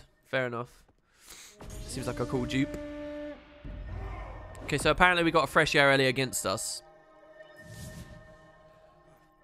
So it's not the best version, it's the version you can sing best? I don't know, whatever my heart sings to me on the day. Whatever we feel. Alright, I'm actually going to try this game. So we're going to take close. Most intelligent class 2 take close. We get here quicker than they do. This is probably worth like 1 extra point. If it comes down to the wire, we're going to have 1 more point on them, guys. Because of us blowing Blink there. I'm confident enough that I don't need Blink to escape on this build. We can phase retreat up the edge. I will port this. And I'll hope that I can use this to help them with this shabby mid-fight that's in progress. We watch over here to see if they cross. I'm just going to stand for 1 second. He's here. We get no value out of Portal if I let him go to the node, so I'm going to let him see that I've seen him and force him back. I'm going to get free road damage. I missed the... there's his evade. He's got another steal up. We blocked it. Disenchanter for the kill. We missed the kill, but the Warlocks might have him. Shatter, Mind Rack. Alright, he was forced off. So now we can go mid and get the Portal value. They've actually won this, which is great. I'm standing on this so he doesn't get free cap. We're watching for any crosses on their respawns, which are about due. Get the interrupts. Nice Mind Rack. Pulling out now. Portal's about to dissipate. If anyone wants it. That was useless. Fucking pointless. Stomping with stab. Alright, he's dead anyway. Also useless. This guy's low as shit. No, target him. Oh, this fucking Let's Play, man. I've got all my binds and shit are wrong. Oh my god, no, come on. When this Jaunt flat damage gets nerfed, I'm going to be stinging from it. That's his auto pain, not his active. We're getting hit hard, but I'm going to play aggressive nonetheless. Come on! Can't even land an auto. This is too easy of a game again. This is a boring game again. Fresh air burst. Thing is, they've just lost the map, so that fresh air early, all we have to do is just sit on now. I'm going to jaunt up because the smoke scale is going to piss me off. Otherwise, we'll make it track all the way around. So where is the fresh air? He burst me, right? And then moved towards mid. Soul Beast. Are they going to get that? Oh, we got the combat break. That's pretty saucy right there. Oh, he's still emotes? Never mind. That guy's not going to get that. I don't still cripple on F2. I legit have no idea when F2 is worth anything anymore. Here I'm not going to waste the ambush because there's no point. SD Thief on me. Port. Jaunt. Blink out. That's good. We can take... fuck. I was actually going to try and go far. I fell down this pit. That was not intentional. Alright. He's got a kill actually. Waste of time, but we got an aggro break. so we can pressure this kill. That's not really me being any good or getting any value out of that, by the way. It's just fixing my mistake of bailing in the first place. But I really didn't expect my ally to get that down, so I'm really happy with that. We get the Mind Rack kill on the thing. He's being stealth stomped as well, so the bristle will get away. All right, that's good. Stillness, we're in perfect time there on respawn for stillness, so I think they will be able to aggress that. Beta was a ranger. We couldn't exactly rot him. If we can get this stillness now, which there's a chance because we got double Chaos Storm, double Mirage Mirror. We just got to get the timing right. If they... No, they're not even going to... Oh! Ooh, sneaky! Fucking hell, we did actually get it because of the Aegis. Holy shit, I didn't expect him coming at me from behind. I should have watched the minimap closer. There, that's 4 cap. We just make sure that they can't nuke. They can't, obviously, because the ranger's there. He's going to get on mid, though, so we need to go mid now before he gets that decap. Come on, team. You all saw him go down.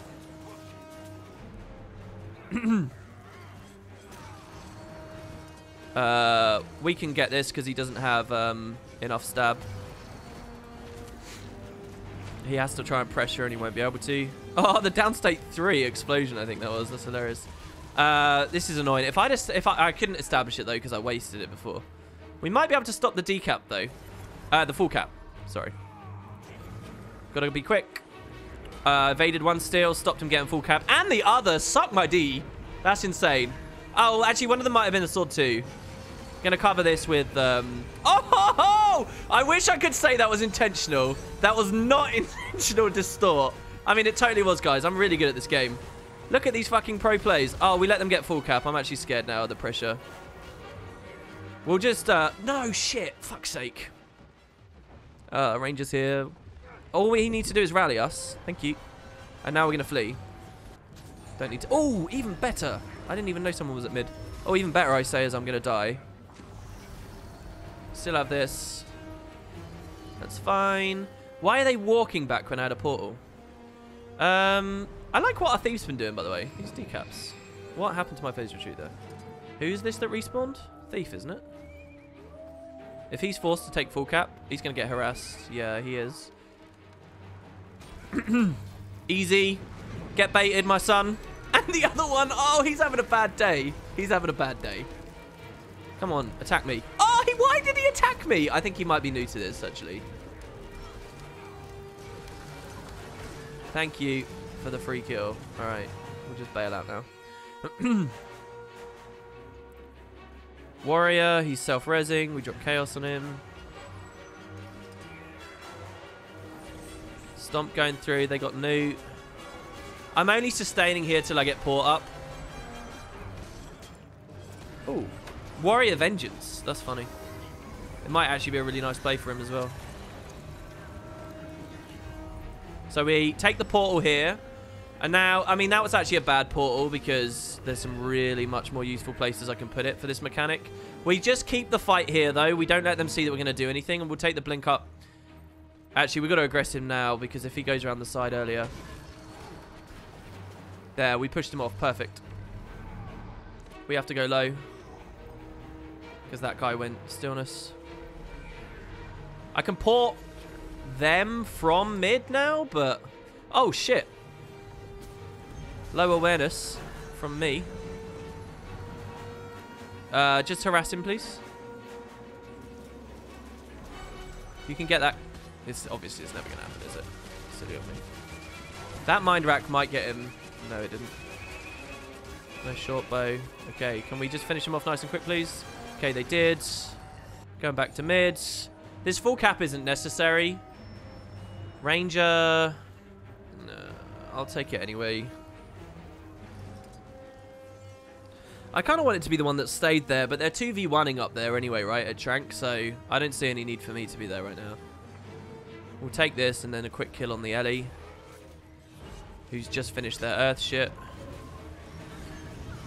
So, extremely easy kill there. They're decapping. I'll hold a 1v1 on whatever this is. Yeah, I'm happy to fight him. Alright, here we go. Clockwise. What? Come on, man. Wait, counterclockwise. So we run this way. We run this way. I'm not being funny. I'm actually going to play super passive here. I'm just going to summon shit in a circle. Oh, it worked. I actually think it worked there. All right, we got 3 cap. That's good. Okay, so now he's facing us, so we have to go... He's not even using Larcenous, man. Flanking or whatever the fuck. That was a really nice Blurred Frenzy. I think he's fucked.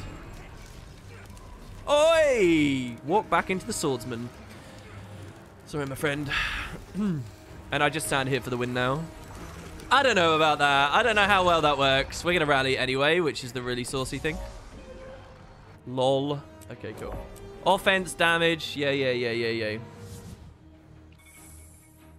Seeing this gameplay as a Mesmer only player makes you want to scream. Why? What was so bad about what I did that game? What was so bad? I don't think I made any crazy plays there. He's not using the one skill he should be. Which skill was I not using? All right, armchair people. What was I doing wrong there?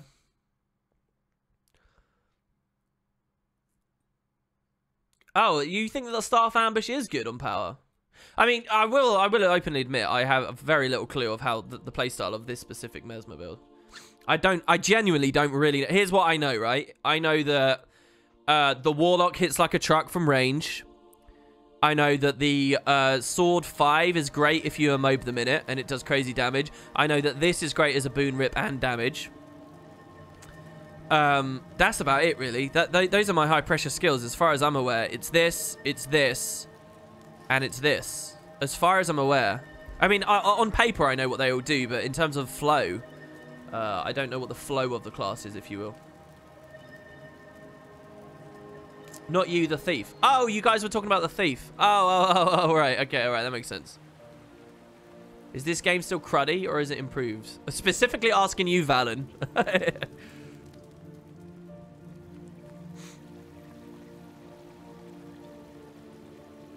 It still doesn't explain what Evodius thinks that I could have been doing so much better. Yeah, so I get my Chaos Storm on heal from that, so that's why I precast the heal quite often. From Descent into Madness.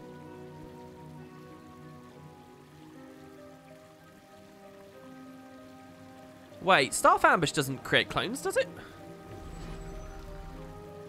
No, it doesn't create. It's the sword one that creates clones, right?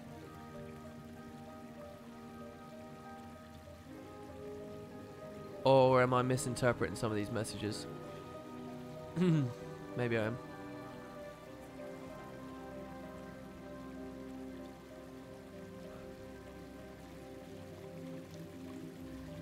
The wand?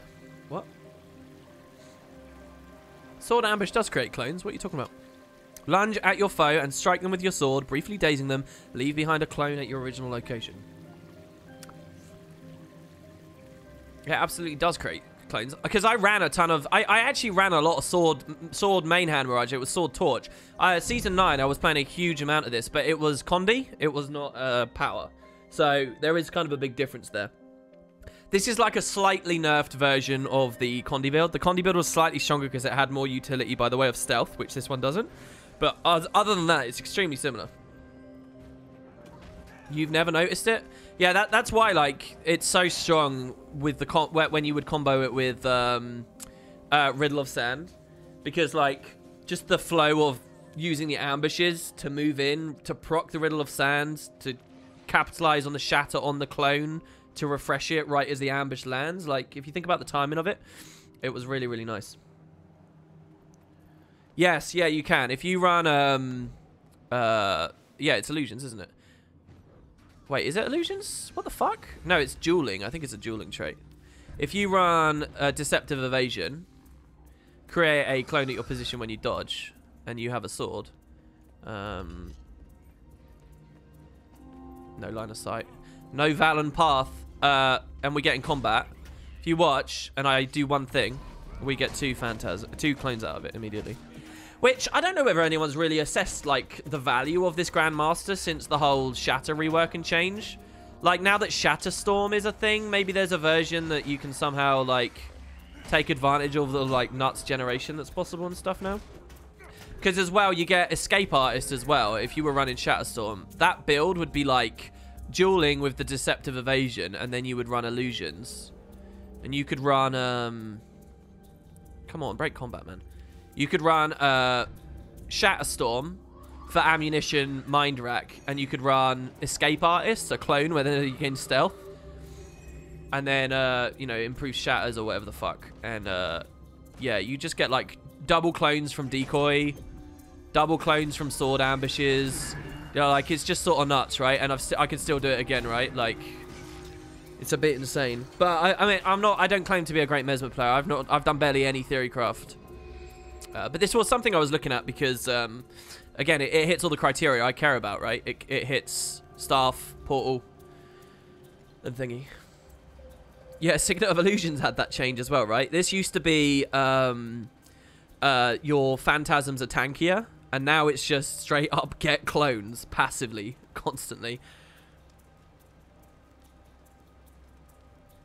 I feel like there's so much good variation on Mesmer at the moment. Pretty much all the specs have 2 usable Grandmasters, even for PvP. It's quite laughable. I don't know whether there's that much variety in terms of Grandmasters, especially for PvP. I don't know how much I actually respect everyone talking about Infinite Horizon right now. Maybe it's great. I don't know, 100%. But, yeah, I don't know. Is anyone... is Marvin streaming? Is anyone streaming at the moment? Valen, you were streaming earlier and then you stopped, right? I didn't actually come to your stream today. I literally clicked it right as you went off the host, Georgius. Does anyone want to host here? A PvP host? Boyce is in Counter-Strike. I'll host him. I guess Frostball's up, so maybe we can do that. Let's do Frostball. All right, well, there you go, guys. Thanks very much for watching. I hope you enjoyed. And I will see you all tomorrow. Oh, no, not tomorrow. It's Monday already. Shit. Well, I'll see you whenever. Thanks very much. And again, to everyone watching the VOD on Winner Potatoes 2, I'm still looking for feedback on the audiobook thing. So let me know what you thought about it. Let me know your ideas, whatever. And yeah, I'll be back fairly shortly. So cheers, guys. Hope you enjoyed. And I'll see you soon.